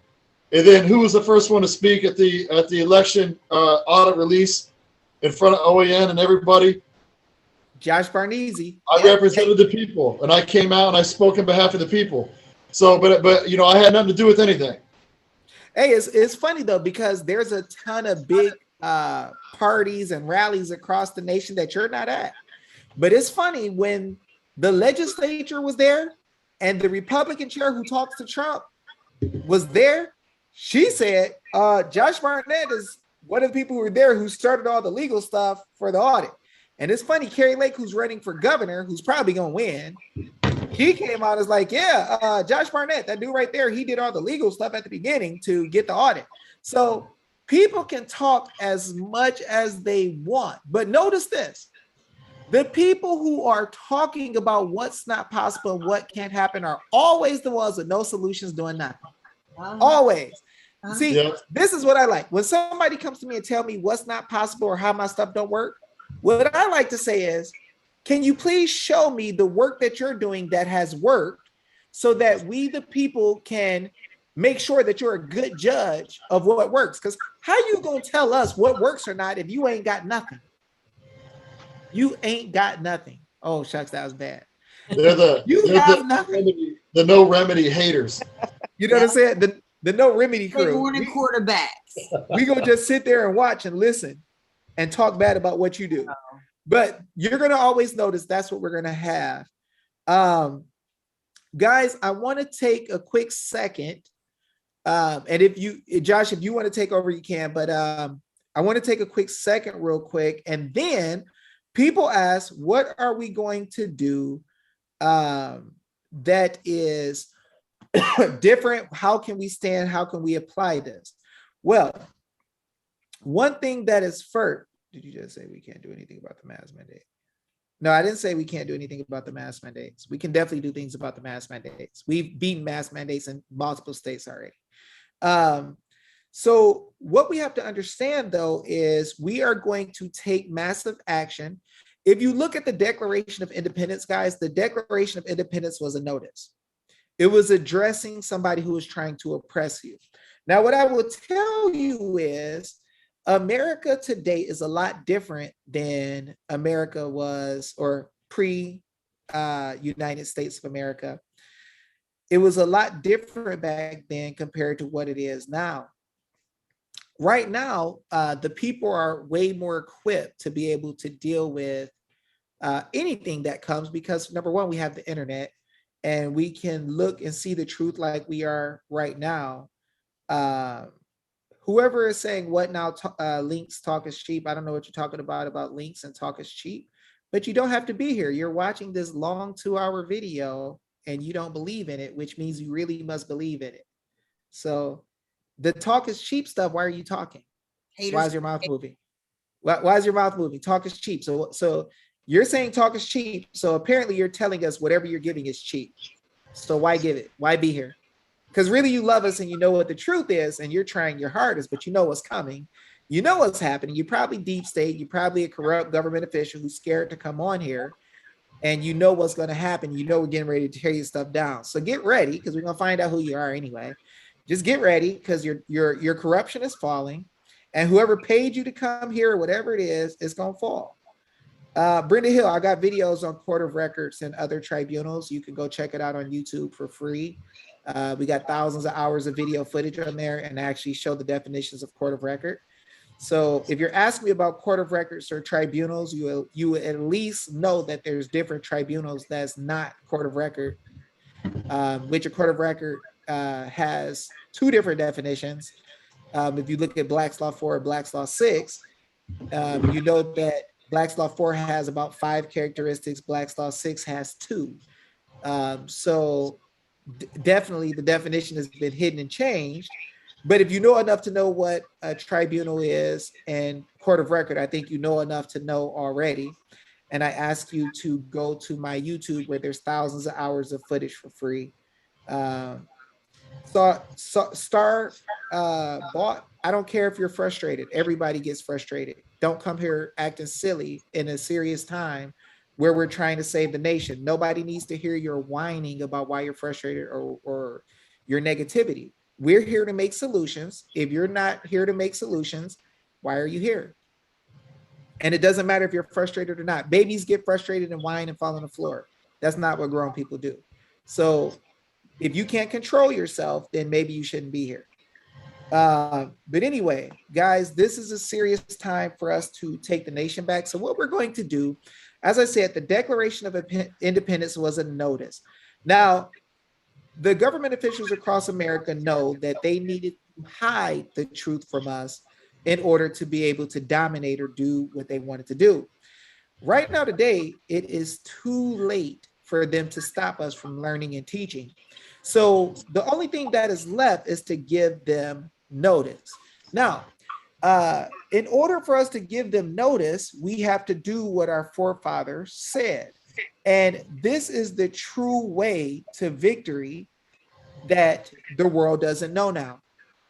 Can you guys see this picture that I put up, or is it, I read the King James Version of the Bible, 1769 rendition. So if you look here, can everybody see my screen where it's showing one of our forefathers quotes? Yes. Okay, here we go. Watch this. This is how you save liberty. This is from someone who saved liberty. Watch this. Educate and inform the whole mass of the people. They are the only sure reliance for the preservation of our liberty. Now, this is why so many people want us to trust that the military is going to come save us. So many people tell us to wait on some powerful man or woman or some politician. Because okay, I'm not helpful at all. So why are you here? Should I block you real quick? No, I'm not very nice when it comes to people playing with our future. So I'm not going to be nice with you interrupting and just acting silly. So notice, educate and inform the whole mass of the people. They are the only sure reliance for the preservation of our liberty. Thomas Jefferson. So guys, we can see Thomas Jefferson said that if we teach the people, that is what is necessary to preserve our liberty. Right now, you can see that we are lacking liberty. That's right. We're going to send notice.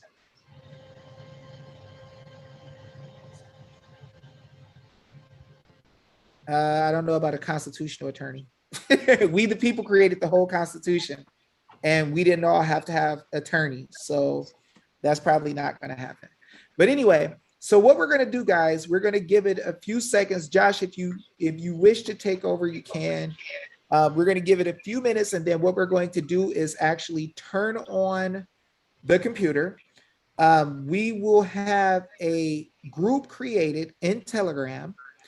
And what we will do is, and we can also share it in the group that the 50,000 member group in New Jersey. We are going to create a notice for our servants, and we are going to deal with the things that we need to have dealt with. So for instance, CRT, attacking the parents in schools, 2020, November 3rd, your recent issue with voting, the mandates, so-called like show me your paper stuff, get a needle in your arm, or you can't do this or that. We are going to do a notice that will deal with all of it. And we are going to put them on notice of the maladministration they have done. So we're going to actually create a notice live. If you guys are down for it, let me know if you want to do it. We are going to create a notice live right here in front of your face. We will get them in the group. We will also, as I said, get them on Telegram. We can create a Telegram group. I'll get that information to Ayla and Christina in order to make sure that New Jersey can be taken care of. We will do the notice now within the next few minutes that will allow you guys to be able to take back over. You're going to give government notice of what they're doing wrong. You're going to show clearly with the Constitution and the law that they already swore to. And we're going to demand that they respond to us and let us know if what we're saying is true, or if they have constitutional provisions that say they can do what they want to do. So let me know if you guys are down for this. I'm going to give it a few minutes. Josh, you want to take over? Sure, gotcha. So this notice, guys, is something that we've used nationwide, like David was referring to, to have mask mandates removed from schools to, we worked with Neil Johnson up in Minnesota to have a mask mandate removed. We've used them. We're currently using them to fight vaccine mandates for people that are employed by fascists that are trying to force them to, get the jab. So we're using these. It's a teaching tool as well. When we send these notices out to the state legislators, to other people that are in office, so all the elected servants, we're teaching them. We're telling them. A lot of them don't know. The ones that actually give a dang will read it, and what it does, it'll start conversation. There'll finally be interaction amongst the people and the legislator in regards to the people's rights. A good example of this is what we did in Michigan. It's still an ongoing fight, but with Matt DePerno, I think David wrote the affidavit for a forensic audit in Michigan, like in December. We got Matt to put it out there. Bill Bailey, Matt DePerno, they dropped 10,000 affidavits, like notarized affidavits off. And what it did do, there was not one senator was talking to Matt. Not one senator. But when those affidavits went out, within 2 weeks, 4 senators came out and were talking with Matt and started dialogue, started a conversation. And that's how it starts, and like you said, fraud vitiates anything and everything. We try to push things as quickly as possible, but sometimes the process is slow. but we don't give up. And that's the thing. We're not going to give up. We're going to see it all the way through, because as Christina alluded to earlier, unless we correct 2020, unless now we correct 2021 governor race and have a forensic audit and have things looked at, nothing's ever going to change. And you're going to keep electing the same people that this deep state swamp wants in office so they can control and be their puppet. And, the thing is, like I said, I blamed us. I blamed the people for not stepping up to what the Constitution says for us to do and to teach and the fundamental principles on a regular basis. But now those days are over, and we are teaching as many as possible now, and we are going to teach as many legislators as possible. And that's our goal, because when we do that, we'll start winning, and winning more. We're winning a little bit already, but we're winning more often, and it's truly about education. But you're going to see that when we drop, if we put this in a jot form, which I think we're planning on doing, and we drop, 25, 30, 40, 50,000 notices in New Jersey, Yep. That's going to wake people up. You're going to start getting conversations. Believe me, there's going to be conversations had with those legislators, and you're going to be surprised at what happens. And the same process that happened here, as we David was talking about earlier, that happened here in Maricopa County in relation to the forensic audit, will happen there as well. It'll be quiet for a little bit. Then you'll start having conversations. Then you're going to have the president of the Senate reaching out and talking with Christina and getting information about what the people's constitutional rights are. Because the attorneys, I guarantee you, the Senate attorneys, I don't care if it's a Democrat or not, or in the House, are lying and not telling the whole truth to these legislators about what the people's rights are, what they're allowed to do, and the power that they have, that they have as legislators in regards to having an audit, in regards to decertification. So that's what we're going to teach them. We're going to teach them why they're allowed to do a forensic audit and why the people are guaranteed the right to have it done. So, Christina, would you like to add anything?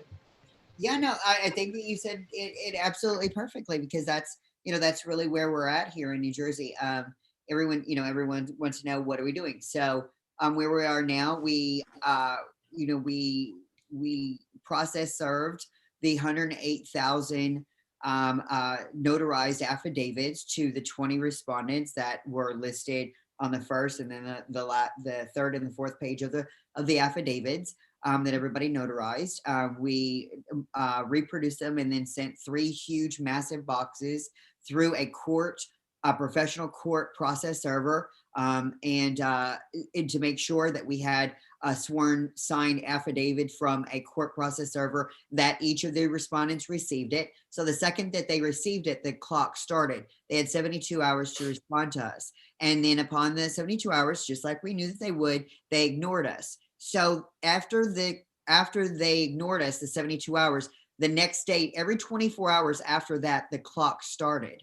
So in the affidavit that I wrote, if you look at it, and if you're a part of the amazing New Jersey patriots that signed it, you'll see that in it has a penalty of $30,000 every day that they ignore after 72 hours. But it's not just the 72 hour. It's not just $30,000. It's $30,000 times every affidavit that they got served with, times every day that they ignore us, times every respondent that we served. So we're looking at like $42 million a day in penalties for every day after the 72-hour window that they ignore us. So it's been a couple of weeks since we served them. It's okay, because that clock don't stop until they answer, acknowledging that they're going to do the affidavits, that they're going to do the audit, the forensic audit, in the manner by which we spelled out in the affidavit, or we go to mediation and they're able to come up with something. But in all of the other states, they were never able to come up with anything. So what's typically happened in the other states is they go to mediation court and the respondents, they don't show up because they don't think we're serious. They think that they're so above us that they don't even have to bother to respond to us because we're common scum, we're nobody. We just pay all the bills.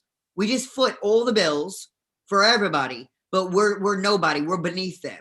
They don't even feel that they need to even respond to us. So then we go to mediation. And then what happens is if there's two people supposed to be in mediation, the mediator only hears from whoever shows up. So we show them all the evidence. We show them the constitutional jurisdiction that we have the rights to do and say what we did.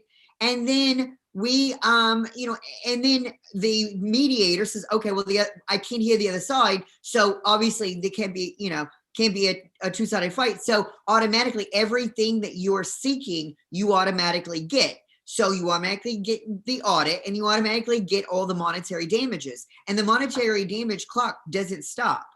So then what happens is they take the results of the mediation and they certify it and they send it to all the people, the two parties that were supposed to be in mediation court, our team and each one of the 20 of them. So when they get that little bill in the mail certified from mediation court that says they owe hundreds of millions of dollars, and by the way, the clock hasn't stopped, then that's when they're like, oh shit, hello, what do we, lawyers, these people are serious. We just got a bill for mediation that just like literally they're going to come take my house. Like it's a situation. That's when they start answering, right? So it's kind of like, we're not really looking for the money or anything like that. We're looking to get the audit. It's the money, the monetary damage that causes them to take us seriously, right? What kind of car does he drive? Anybody know? Yeah. He got a Bentley? He got a Bentley Continental?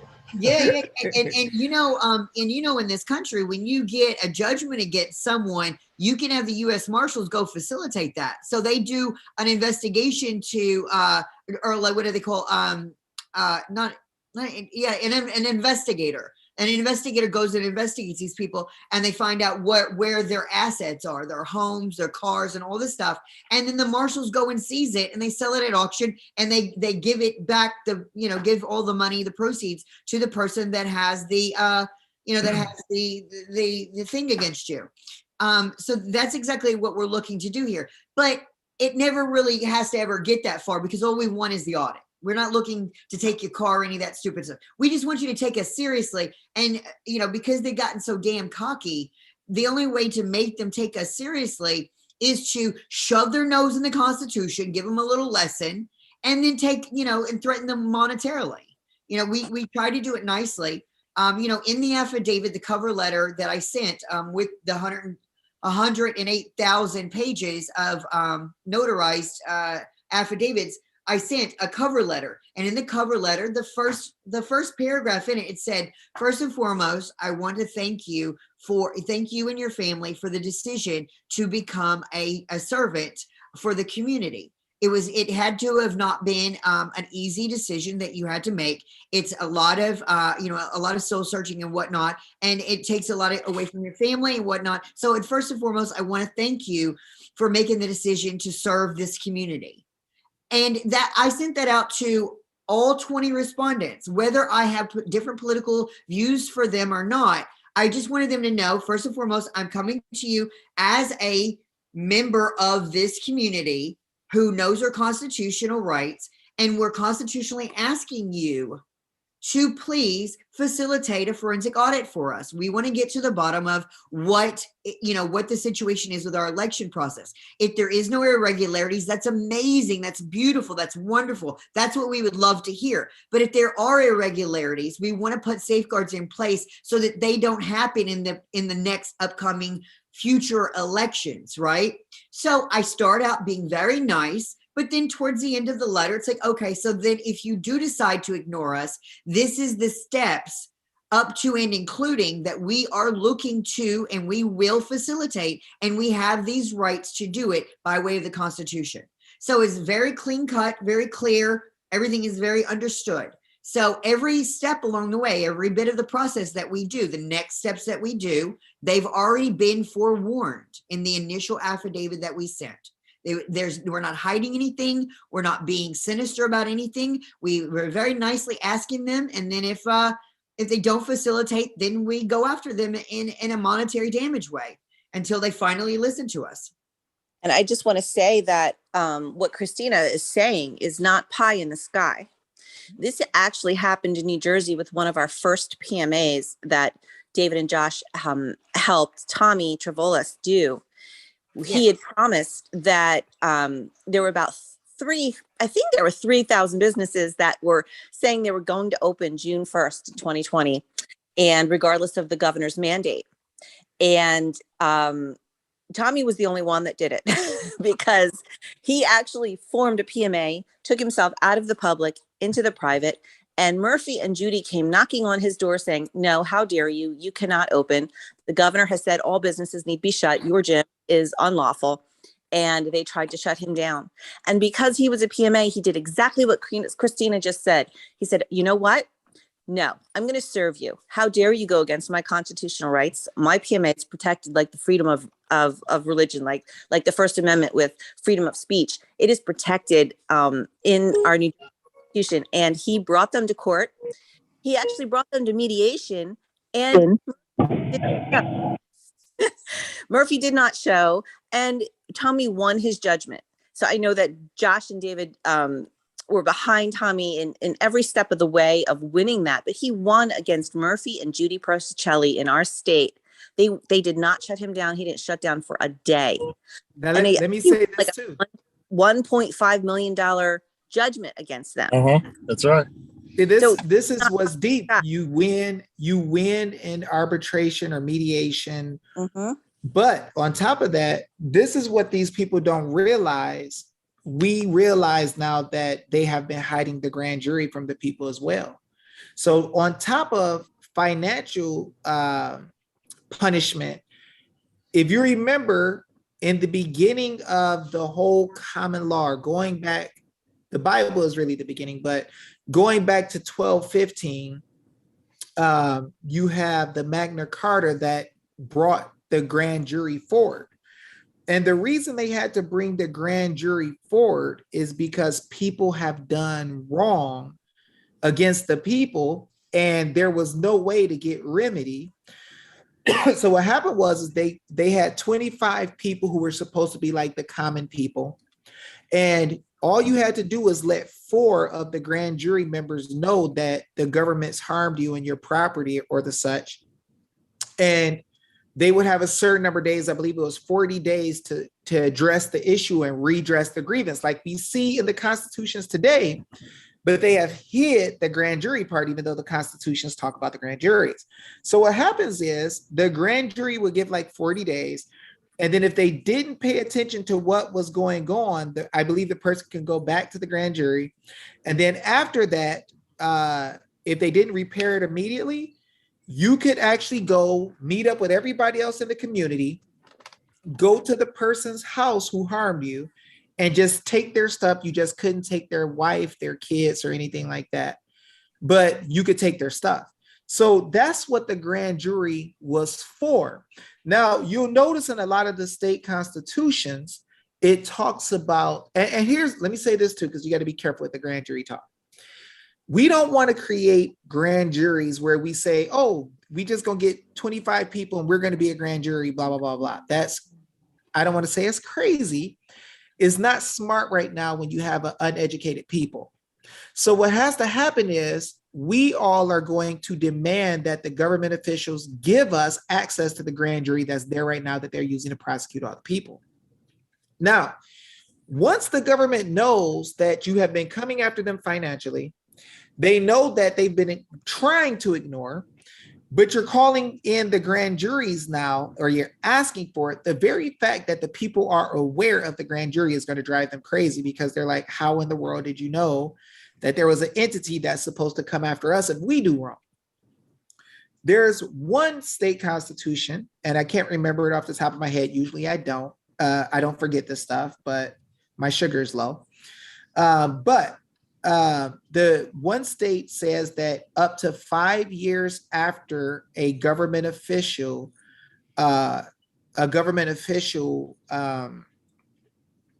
leaves office, he could be brought back in for something he didn't do, which was his duty when he was in public office and be charged.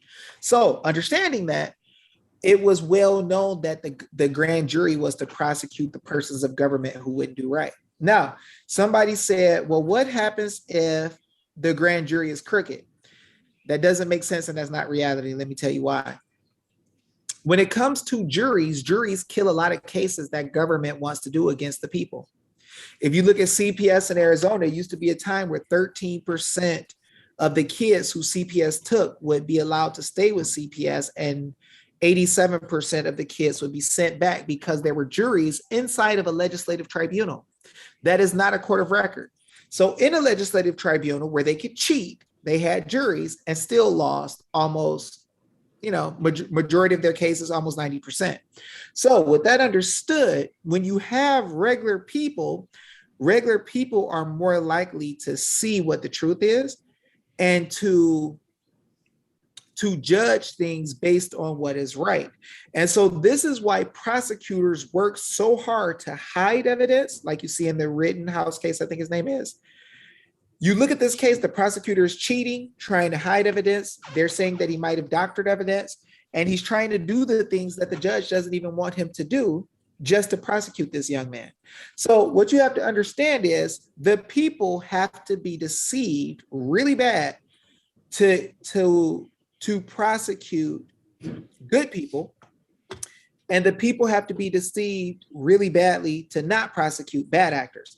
And Josh and I have done we have done polls to see how many people would be willing to prosecute bad actors, government actors, and the polls in pretty much every single case has been literally 100%. Now I got at least 5 to 7 trolls who mark down on my videos before they're even done. And I'm telling you that even the 5 to 7 trolls want to prosecute bad actors. So I'm not really worried too much about the regular people being bad, because the regular people are the ones who judge cases for people to go to prison now. So hey, it's hard, David. It's way harder to corrupt an entire jury than it is one judge. So that's right. We rely on juries to decide if a kid's going to be in jail the rest of his life or somebody gets a death penalty. So obviously there's trust in juries and what their decisions are. It's a lot smarter to have a jury. So guys, are you all ready to start up our notice? Yes. My sugar is still a little rough, so if I talk funny or act crazy, y'all know what it is. You're not yourself without a Snickers. Snickers. You need a Snickers. Let's go. Snickerdoodle. Yeah. David, let's go. David, you're yourself when you're hungry. Huh? You're not yourself. You're not yourself. We're echoing because I swapped over. Can y'all see this? Yes. You see it already, Josh? Yeah, it's up. Okay, so we are going to do this notice to New Jersey government to reform due to massive maladministration. So when we start off our notices, we are going to leave a place for our name. We know. We always want to tell who we are.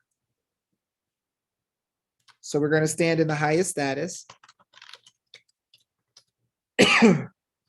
One of the people of New Jersey. Anybody want to go to New Jersey and tell me where in the rights of privileges it says that we have all power?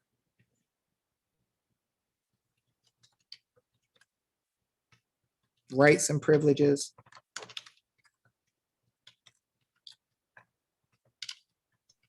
I think it's Article 2. Article 2. Let me triple.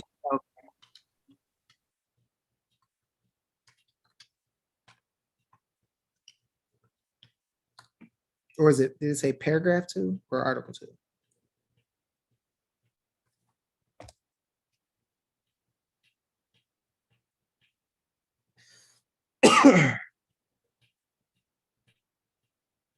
Can't take a bite to eat because I got to make sure I get this done for you guys.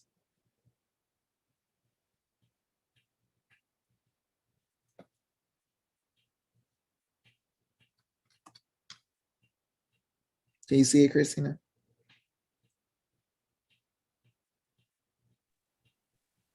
No, I'm on, Ballotpedia right now. Just move Oh, on. somebody put it up already. So it's 2A. Is it paragraph 2A or article 2A?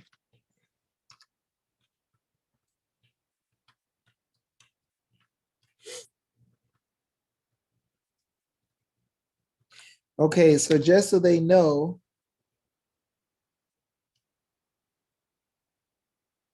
okay, somebody's saying paragraph, article, paragraph, okay. Paragraph 2A. So one of the people of New Jersey, as seen in the New Jersey Constitution, rights and privileges, paragraph 2A.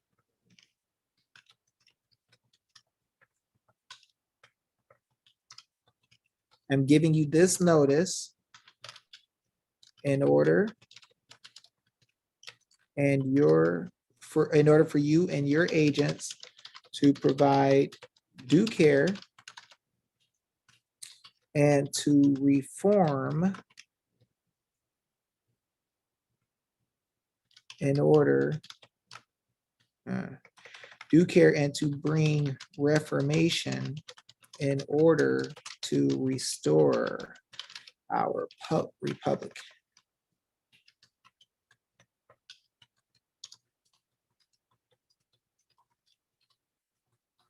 Okay, and we put a semicolon because it's going to be a continuous idea.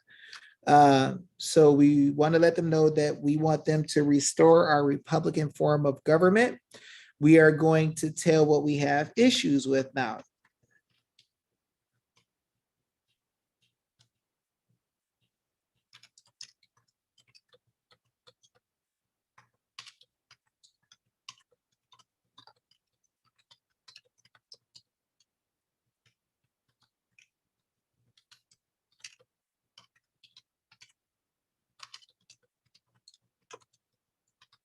So I declare that it is an inherent right of the people to be free and independent of government force, mandates. What's the other one? Vaccination mandates. No. Sorry. I already said mandates. Vaccination. What's the thing they have for you guys there? Passports.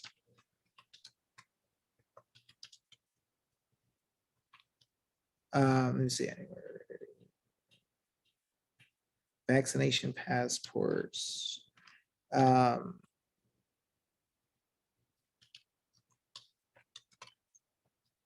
For private health.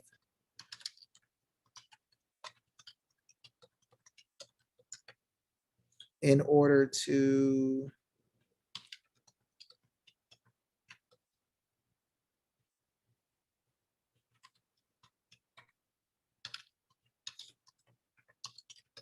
I declare as inherent right of the people to be free and independent of government force, mandates, vaccination, passports, requirements for private health and interventions in order to hold a job, mass requirements. Is there anything else? Testing.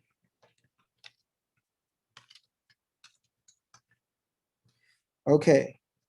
So what I'm going to do here, I'm going to say, please see constitutional provisions below. Constitutional authority below. So what I'm going to do is I'm going to add a space and I'm going to start dropping things from the New Jersey Constitution in there in order to let them know that the people are aware of the fact that they already swore to not do this. Which, believe me, guys, this is one of, I might spell something funny because my sugar's low and I'm trying to write fast. So I usually write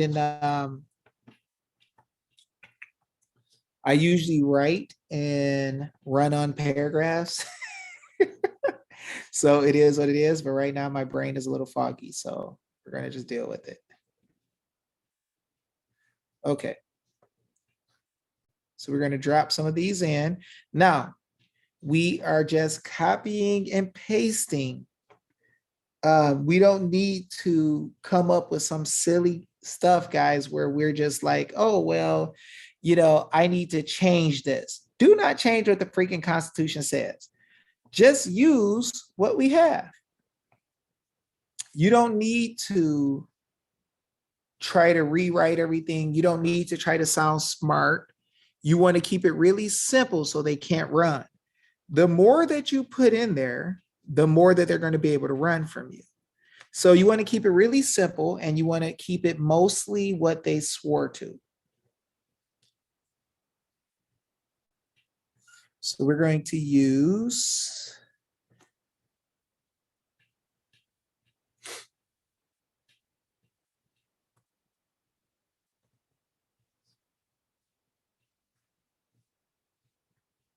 and everybody can take notes of what I'm putting in as I'm doing it. Josh, are you seeing? Oh, okay, you can see it. Wow, my phone is lagging. Yes, I can see it. Yes, I can see Yeah, it. my phone is lagging so far behind, it's ridiculous. I just saw it pop up just now. Okay, let's see.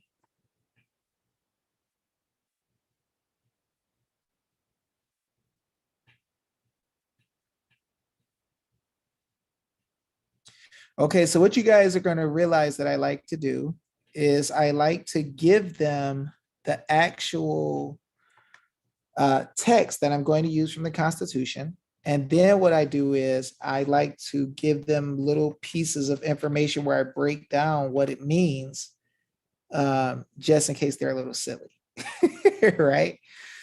Because attorneys never will show them this. So this is going to be their first time really seeing something like this.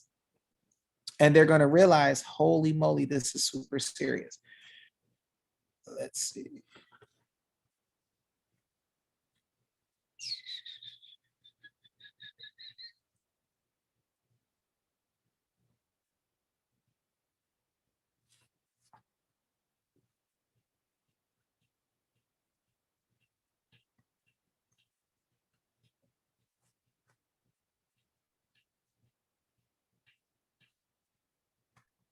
And I'm sorry for the delay in speech, guys. I'm trying to get these knocked out real quick so you can have them.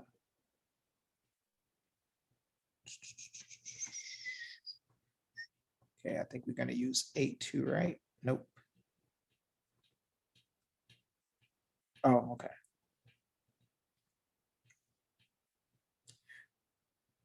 Okay, so you guys are going to see how we break these down.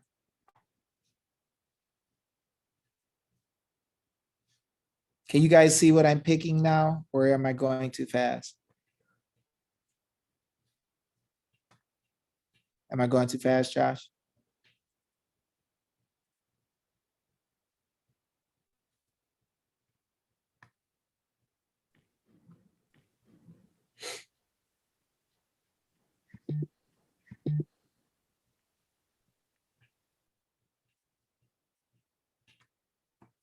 Okay, so I think we got one more we got to get.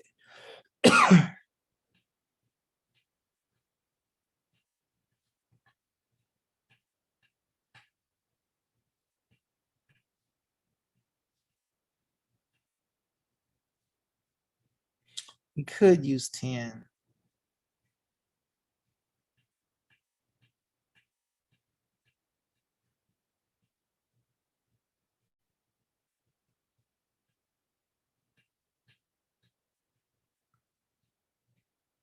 Okay.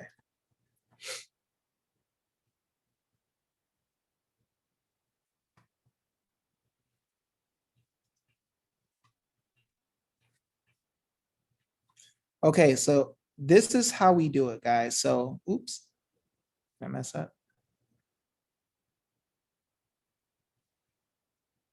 Okay, so here's how we're gonna tear it up. So I'm going to add in a few little things, as I said. So I'm going to help explain. So sometimes, well, most of the time, you want to make sure that you use logic to help people to see clearly what you're saying. So we got that. So what we're going to do is we are going to put this in 8.5 by 14 because we always want to give notice and affidavits on legal size paper. The people have used legal size paper for all of their deeds, for contracts, for homes, for like housing deeds and stuff, for so long in America that it is actually known as our custom. So you don't want to change custom. A lot of people say, so why in the world? Yeah, everybody else can spell check. I'm not going crazy over that stuff. So most people will say, why in the world do we have to use one size paper? Well, if that's what we've used in history for the longest, it's kind of silly to try to reinvent the wheel. Why not just let it be what it is? And you see that we've been winning a lot with it. Why not just win? Yeah, and You it's it's a formality, and we don't want them to treat us frivolously. Say it again. We got echo. No, so what I'm just saying is the legal size paper is we want them to either they're accustomed to receive. Oh yeah, right? yeah. So Because that's the thing. They can't kick out your stuff on more some. out. Yep, you're right. Okay, so watch this. What I'm going to do, guys. So what I'm going to do, I put the rights and privileges in bold. And then, so you see where it says, I declare it is an inherent right of the people to be free and independent of government force and mandates. And I say, please see the constitutional authority below. So then what happens is, you see it says, the people are by nature free and independent, have certain inalienable rights. And what I'll do is, I'll write a little note to them between each one or each couple.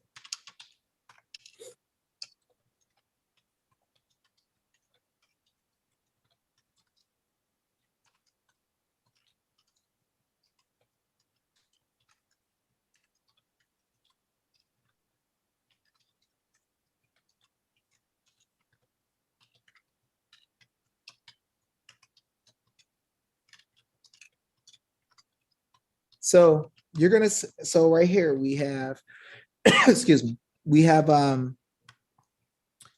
please take further notice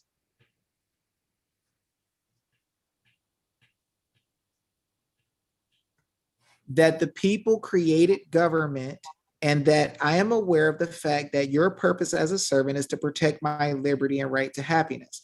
All political power is inherent in the people. Government is instituted for the protection, security, and benefit of the people. And they have the right at all times to alter or reform the same whenever the public good may require it. So please take further notice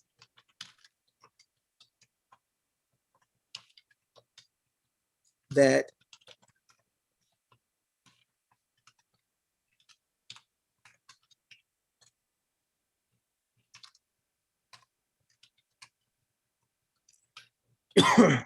Constitution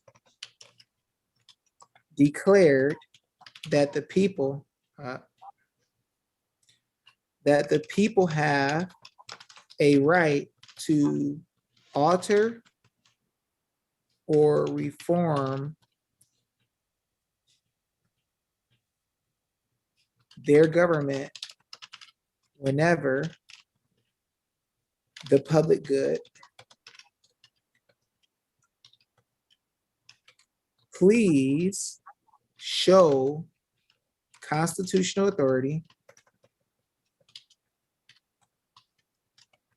I'll say provisions.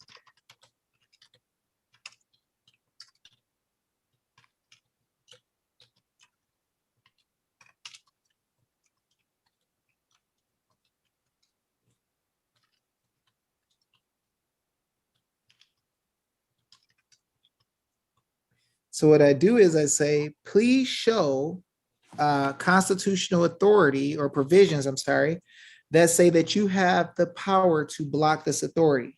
So we have the authority to reform and alter them at will. Now, what you got to realize they're going to see here is there's going to be thousands of these notices going in, tens of thousands most likely. And when these tens of thousands hit them, they're going to be thinking, okay, well, these people, I got one or two notices. These people, how are they figuring out the law? Okay, these people are telling me that the Constitution says something. Okay, now I got 100 of these. They're telling me we have the power to take back the government from actors who are doing things outside of the Constitution. Well, we realize we're doing things outside of the Constitution. Oh, shucks. Now they're asking for the grand juries. So if they're asking for the grand juries, now they can get us prosecuted. Let me see. Christina, please ask David to fix the first paragraph to read Article 1, paragraph 2A. No, I'll let somebody else fix it because I'm dizzy right now. And it'd be better for somebody else to do it and me not do it because I won't catch most of my mistakes, especially when I'm dizzy because my sugar is low. Okay. No person shall be deprived of the inestimable woo, okay, yeah. Privilege of worshiping Almighty God in a manner agreeable to the dictates of his own conscience, nor under any pretense, whatever, to be compelled. Okay, contrary to what he believes to be right or has deliberately or voluntarily engaged to perform. Okay, so please take notice that one of the people does not have an exemption in order to be free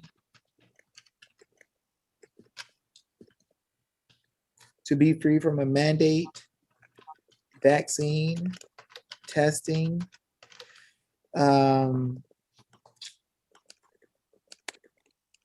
if faith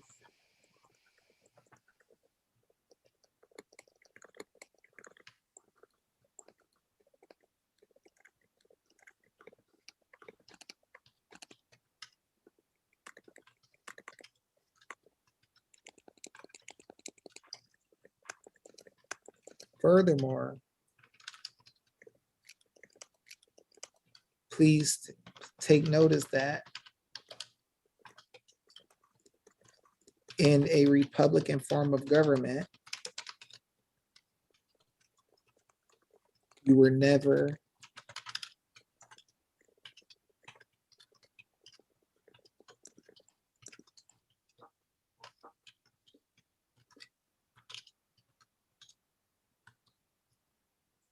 okay, deal with private matters of the people. Paragraph 5.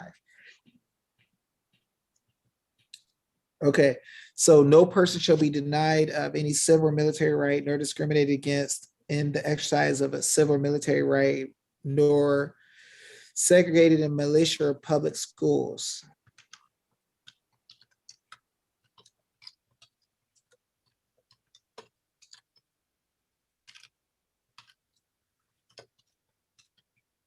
Segregation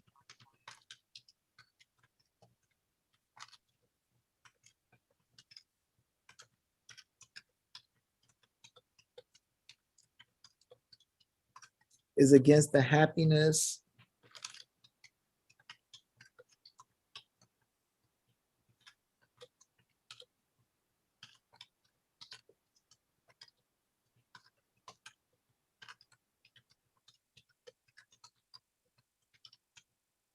So please take notice that all military and public school segregation over vaccine status is against the happiness and safety of mankind. No, sorry. And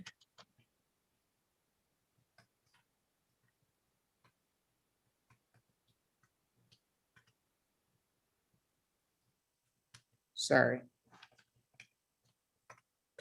You have not been granted authority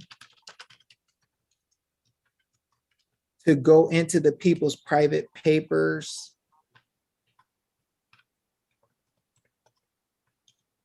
person,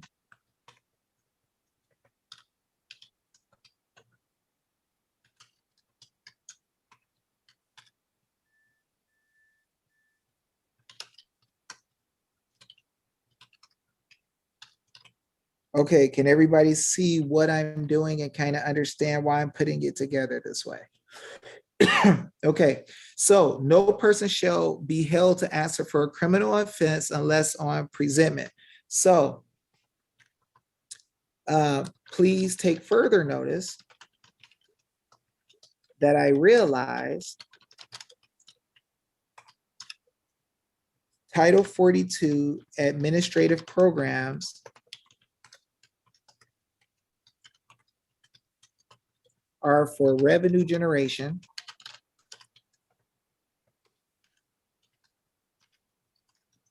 and that any subpoena, no, any administrative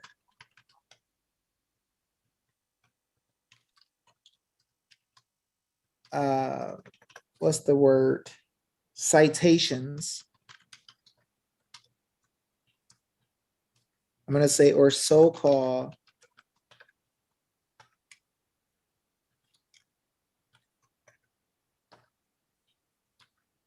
criminal proceedings based off of the same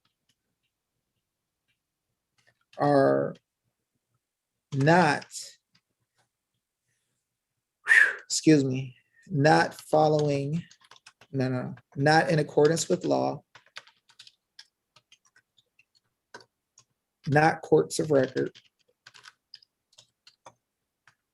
and are being administrated with unclean hands. Okay, unclean hands means they're getting paid money and got a benefit and they're trying to take you to court. Take you to court when they don't have the lawful right, nobody's been harmed, and is not really a court, it's a legislative tribunal. Administrative with unclean hands. Okay, not courts of record.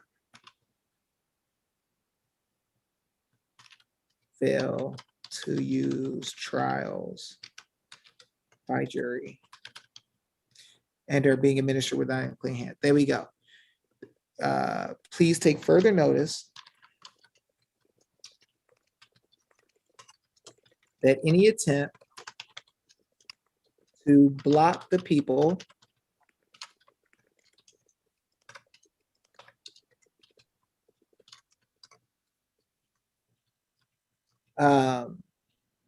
block the people from assembling, force lockdowns,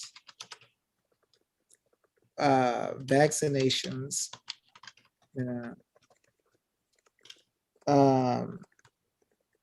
forced, any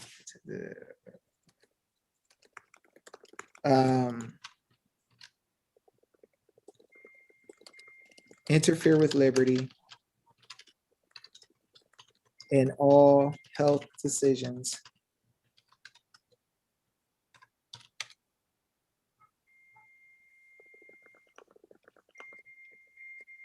please take further notice that any attempt to block the people from assembling freely, together, force lockdowns, interfere with liberty in any health decisions.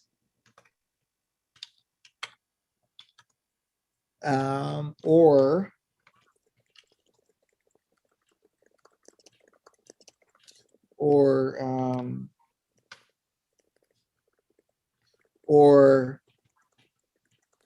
interfering with employment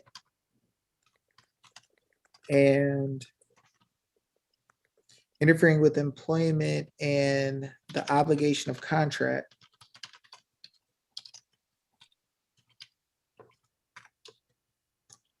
will be considered a trespass against the people. And by failing to respond with constitutional authority,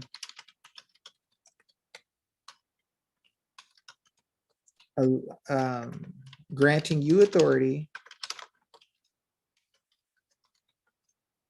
to infringe upon these rights,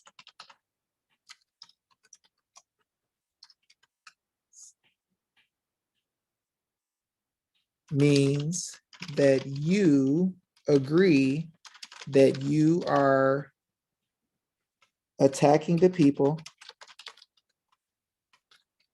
with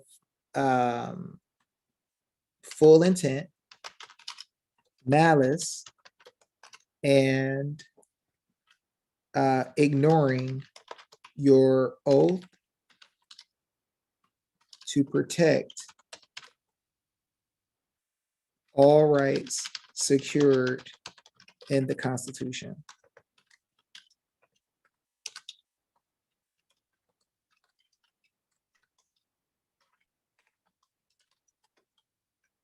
Furthermore,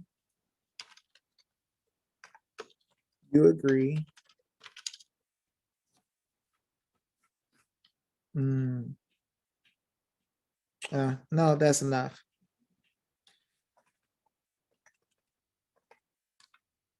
Please,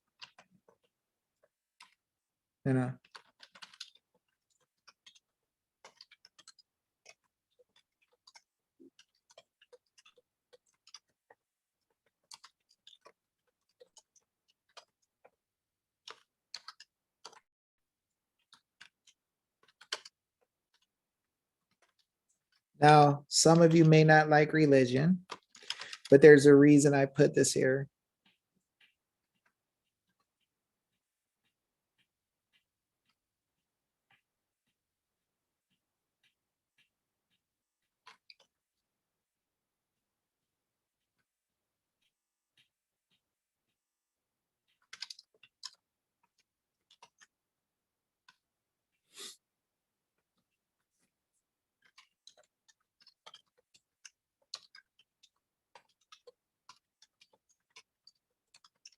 Okay. So I said at the end, I pray that this notice finds you in peace, and I send it in the love of God by Jesus Christ, and that you will find the will to correct these issues with the people. The reason I say that is because I don't wish to have any situation where anybody thinks we're trying to be aggressive. All we're doing is trying to get them to do what's right. We're not attacking. We're not hurting people. We're not trying to punish people, but we want them to know that we're coming in peace. We're not leaving any room for them to say we're trying to hurt them or kill them or any crazy talk. We're coming here trying to resolve an issue. The only way to resolve an issue is to express it. So we are expressing, we are expressing what it is that's going on with us so that it can be fixed. Now, what I'm going to do is I'm going to send this notice to the affidavit mamas. I'm going to send this notice to Ayla. I'm going to send it to Christina. And you guys can look it over and edit it, and then it'll be inside of the group. So I hope everybody got to see this notice. I wanted to do it in front of you. One thing that you guys can see is that it doesn't take forever to write a notice. We are not trying to go super crazy and stupid and, being, so super detailed that it becomes a million pages long. All we need is a few pages to, see, let me get it to the affidavit mamas. So Rosemary, I'll get it to you. I know you can take care of getting it to everybody else. And then we're going to get it to Ayla. And of course, we got to get it edited. Say it again, Christina. Affidavit mama. Affidavit mama. Amazing. Yeah, they're freaking fire. I'm gonna say hi to. Are you gonna say hi to you? in person or anything. People always are always do and always reaching out, and just you're a killer. Yeah, they're fire. I love them. Please review for the New Jersey group. So guys, we just sent it to you guys. I'm going to send it to Christina in her email separately. I'm not going to have her email going up online for everybody to see. But Thank you. guys, some guy is sitting there like, dang, dude. Oh, you mean I need a 33rd police report? No, I think I'll 32. Thank you. Thanks. See, I'll pass, right? So anyway, I want to thank all you guys for coming on. Let me know what you guys think. I hope you guys could see. Of course, Josh, you can put it on the radio. No big deal. You know that. Anybody else who, or everybody who had a chance to see this, let us know if this makes sense to you. Is it encouraging to you? Does it help you to see how we put the notices together? Mhm. Does it help you to see how quickly? Now, the thing is, sometimes I'm doing 10 or 20 of these in a week, for different people, different issues, different things. So they can you can rack up a lot of them really quickly. But the thing is that you guys see that we can take our time out, address our servants, show them what they're supposed to do.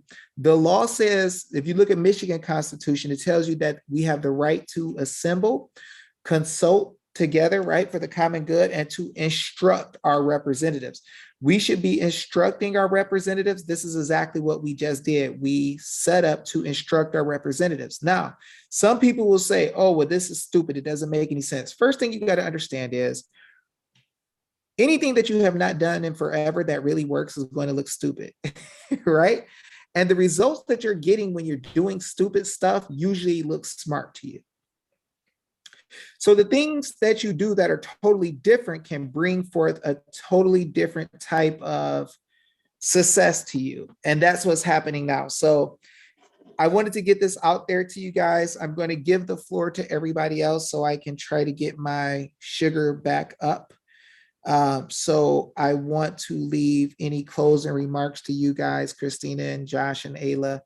And I'm going to pause. I'm going to mute my video out and try to see if I can get my body together real quick. But hopefully I did everything okay for you guys and it made sense. And I kept it simple enough and explained it simply enough.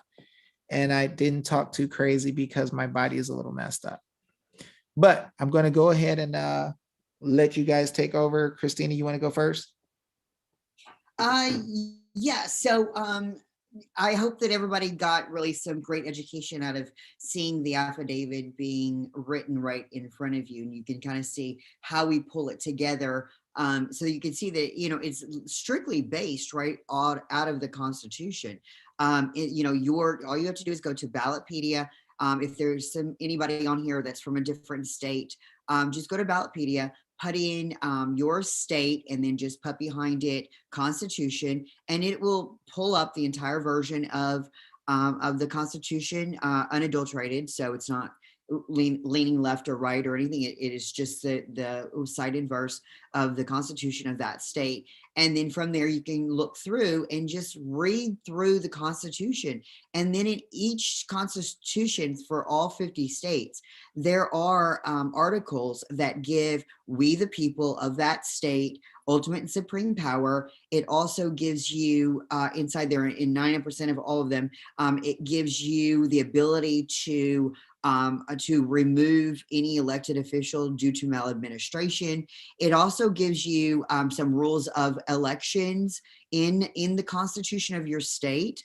You can literally just quote directly from it. There isn't really a need for a lot of, as you saw with David, there wasn't a really a big need for other verbiage in the affidavit other than just citing the Constitution, so that they know it's purely based on factual. There's no emotional, connotation to it. We're not paraphrasing. We're not in our in our mind, this is what it means. It's very direct.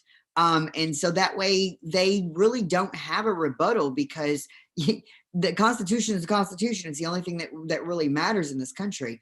That's why I really, really implore each of you to go buy or pick up the United States Constitution, and then also get the Constitution of your state and just have it, read it to your children, teach it to your neighbors. I mean, everyone in this entire country should have to read. And I would say, I mean, if you're going to come to this country and get residency, I genuinely think that you should probably have to pass a test on what's in the Constitution. I mean, like, that's like the most lamest part of the fundamentals of what this country was based on.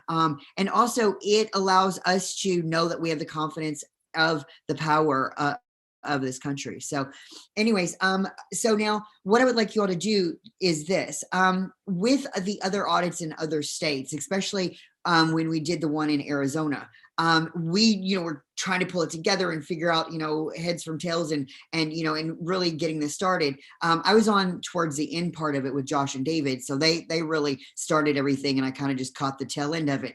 But been with them ever since. So now, but with it, we really kind of spearheaded, the whole situation. But one of the problems was everyone wanted updates on where are we, what are we doing now, where do we go, what do we do? Everyone had this nervous energy, and they wanted to go do something. They wanted to be a part of it, but they didn't know what the hell to do. And they were looking for someone to sort of guide them. Okay, go do this, go to this, and go to this.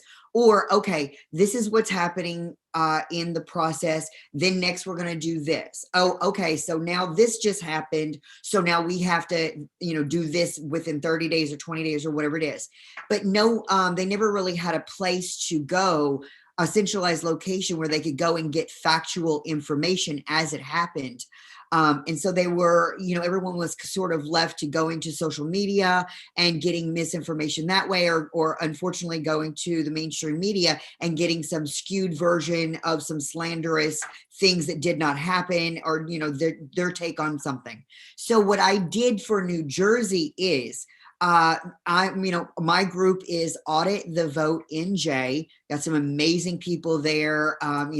Rob and Dave and Anne-Marie and Nancy, and just a whole slew of amazing people. I'm sorry if I forgot your name or left off your name, but there's so many amazing people in New Jersey that make up the top executives for Audit the Vote NJ. And that's really the group initiative that I've been spearheading. Well, now, as you know, Ala has been putting together the group Audit NJ, and that has over 50,000 followers in the Facebook page, which is amazing.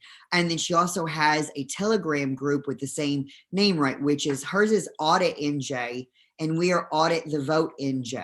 So now one of the main reasons why we did this Zoom call was because we wanted all of the little groups and all of the big groups and all the groups in New Jersey with the initiative and the main goal to get an audit in the state of New Jersey. We want to pool our resources, and we want to pool our communities, because I know this is cheesy as hell, but united we stand, divided we fall. And the more of us there is, it makes them very small. And the more empowered we are as a group and as people. So this whole group is to get Isla's people together and my people together and sort of blend them all together. So in creating that website, which is essentially, it was the Audit the Vote NJ website, but now it's going to be a married group of Audit the Vote NJ and Audit NJ.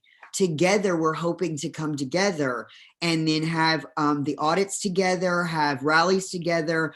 And also I will have the ability to update you all as things happen, immediately as they happen. I write a blog and it immediately goes out to all the subscribers. So if you'll go to the ChristinaOden.com, and it's right there, right under my name. It's www.ChristinaOden, ODEN, and it's Christina, ChristinaOden.com.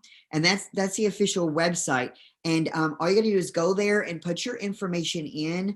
Nobody gets that information. I don't share it with anyone. It comes directly to me. I'm the only moderator on the website.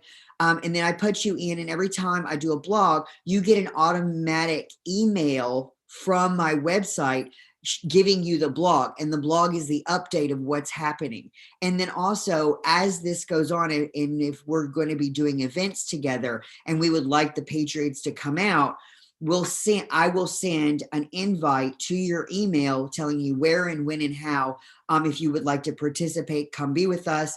And that's how we'll really be able to communicate directly. So if you'll go to ChristinaOden.com and put in your information, it'll ask if you filled out an affidavit, because of the 108,000 affidavits, I wanted to make sure that we kept the people that have already filled out an affidavit, and then separate of the people that haven't filled it out yet. So if it ends up that we need more affidavits done for the 2020 audit, then I could reach out to those people and say, hey, now here's your opportunity to notarize an affidavit. We're going to need some more because we need to hit them again.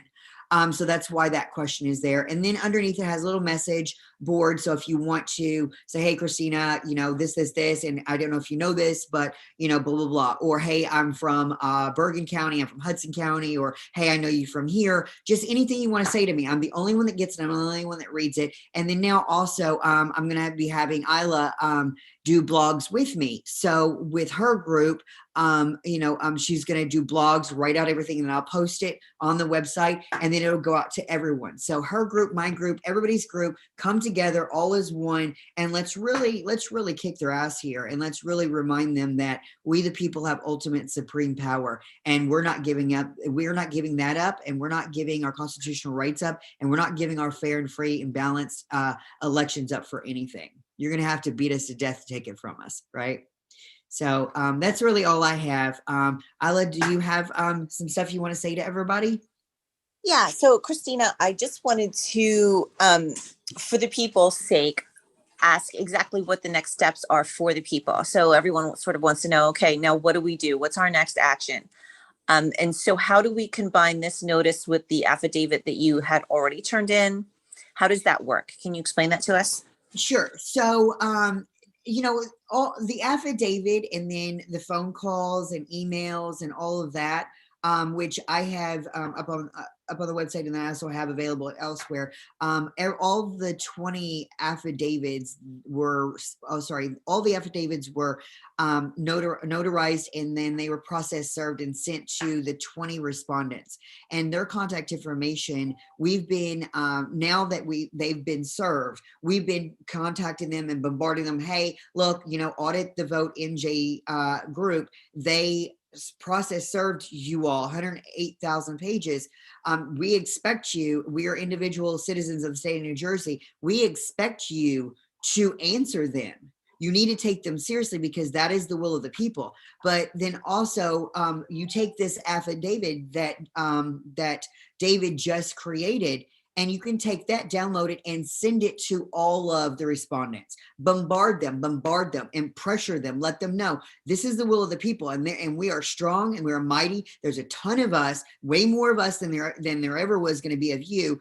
And we, this is the will of the people, and we really need to pressure them to do it. So the next step with us is we need to have that happening simultaneously of what we're doing with the constitutional lawyers. Constitutional lawyers are going to be writing the letters, formal letters, to all 20 respondents saying, hey, you had 72 hours to respond to the Audit the Vote NJ individuals, and you've let that time lapse. What it looks for you now in the process is we're taking you to mediation court. We're going to take you to mediation court. We're going to seek restitutions monetarily, and also demand that you facilitate the audit. Now, the money is to make them, take us seriously. We're all after the audit, right? Because we want to right the wrongs of 2020 and now right the wrongs of 2021. And, if we can get some people in office that were wrongfully wrongfully denied their office in 2020, then that's amazing. Let's do that. But I'm scared that, the audit takes so long to happen, and the actual audit itself, just like in Arizona, it takes a while to happen. I'm scared that the days and months are going by, and so the problem is, is that we want to make sure that the next election is cleared of all the fraud.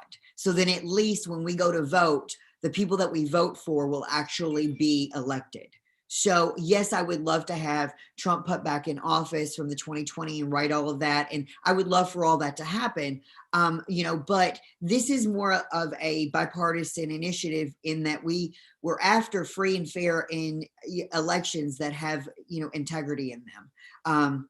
Moving forward. Yes, I want to clean up what happened and I want to right the wrongs of that, but I also want to, I want to make sure that in the future, the elections are, have integrity to them. So to answer your question is to send in the affidavits to all the elected officials in New Jersey that got served, pressure them by making phone calls, telling them to take us seriously, that it is the will of the people. Once they've bombarded with numbers, like David said, bombard them, be on top of them. They work for us. They need to know what we want them to do. And every single day, pick up the phone and call them. Hey, look, I called you yesterday. What are you doing today about this? You can't ignore us. This is good. This is going to go far. This is the will of the people. It's in the Constitution. When we tell you to do something, you have to do it, So that's kind of where we're at.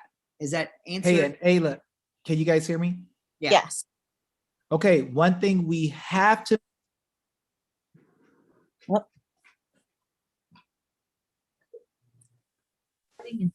sorry guys, it just kicked me off. One thing we have to make sure of 100% is that all of us move in unison and get this notice in. So it becomes very easy to slip up and make mistakes when you have this many people. So we need to make sure that we all focus on telling everybody, let's get this notice out. It will be placed in your group. It'll be given to Christina. The affidavit mamas will be going over it and making sure everything is legit and good and clean now. So we have to make sure. Are you guys hearing the echo? Am I echoing? No, you're good. Okay, perfect. All right. So we have to make sure that we all get in unison and send this notice out first. Once we do that, we can take other steps. So we need to send out the notice. The hardest thing for a big group of people is to come together and focus their attention at once and execute tasks. So we want to keep it really simple and easy. So whenever we have anything new, we'll have Christina and Ayla talking to you guys, bringing you together on what's going to happen new. So let's do one step at a time. So everybody focus on, let's get this notice out. If we have to put together funds for people to be able to print off anything, if we want to mail it, we're going to try to set it up in jot form with somebody from Virginia so that everybody can sign it to be emailed to all the people we want to send physical copies to. But we want to make sure that we take care of everybody, get it out. So let's make this our goal, our push to do something that has never happened before. We have thousands and thousands and thousands of affidavits Christina has already got put in by the people. Let's take this next step, get this notice out, and then Christina will give us another step after that. We will take the next step all together, and we will continue to help each other. And then after we get you guys an audit, we need to turn our attention to other states and start going after those. But that's what we need to do. We need to make sure we take first step first and don't get caught doing too many things at once. So that is the step. Let's make it simple, easy. Notices out on 8.5 by 14 paper if we mail it. Sent through jot form if we had that signed up, set up with Heather. And then Christina will give us any next steps. And let's make sure when we get these steps, excuse me, we all do them together at the same time. So if we can get everybody in the group to send out one, there's no reason we couldn't have 10, 20, 30,000 notices sent out easy. So David, they'll be, these notices will be emailed to the people and then they will print them out and. No, have what'll them- happen is there'll be a jot forms where they can go to the actual document, sign their name in there, write their, type their name, print it at the top, and then it'll be sent out to all the people we needed to go to. Then they're going to, they can get them from your group. We're going to have them in your group, or we're going to have them on Telegram. You know, your Facebook group, and then the people can print them on 8.5 by 14 paper, fill them out, and send them into the government officials as well. So there'll be physical copies and electronic. Go ahead. On ChristinaOden.com, you can actually just click the link and open up a document you printed out and sign it. I'll put that link on my website, and then we'll put it on our Telegrams and our Facebook groups as well. As soon as the affidavit mamas clean it up and proofread it and all that stuff, I'll get the finalized copy and post a hyperlink of it on the website. Okay. There you go. So let's make that our goal, guys. Let's kick butt. It's getting super, super late. And I didn't mean to go 3 hours and 24 minutes, but I know that Josh had to go to the party. I know Christina's always dealing with a lot of different business and work. And Ayla, I know you deal with a lot of different things too. So we want to go ahead and start to wrap up. But we do want to thank you guys for coming on. We want to thank you guys for taking this massive action with us. I will tell you guys that this will be one of the biggest events and biggest things that has ever been done in this nation. And God will bless your work and your efforts. And I just want to thank you guys for being attentive, watching all this time, for focusing. I want to thank all you guys from other state, Life's a Trip, GA Patriot, Carla, Jennifer. There's so many of you guys who have been on talking during the whole time. Haplo. I want to thank you guys for coming on. I want to thank you guys for always supporting other states and being so powerful and strong. You guys are the movement. You guys are changing this nation. And we just want to thank you all. And with that, we're going to go ahead and let you guys go. We'll catch you guys later. Y'all be cool. Stay out of trouble. You got something, Christina? Yeah. So if you want to do a affidavit signing event, let us know. Go over to the website, and then just in the message board, send me a message. Say, hey, we want to have a affidavit signing event, and my team or Allah's team will set up and arrange that with you. And we have notaries that volunteer all across the state of New Jersey, and we would love for you to help set that up. But definitely go to the website and sign up everything, so we all are able to communicate with each other. It's very important. All right, now, so we will catch you guys later. As you guys know, this is just a notice, so it doesn't need to be notarized. If we get any affidavits, Christina get it to y'all, Ayla get it to y'all. We'll get them out. We can get notaries, have the parties, whatever. But let's knock this first notice out. If you can, share it with 5, 10, 20 other people. Make it happen. Go door to door. Shake this nation. Y'all can do it. We love y'all. Y'all stay out of trouble. Y'all be cool. And we're going to say peace.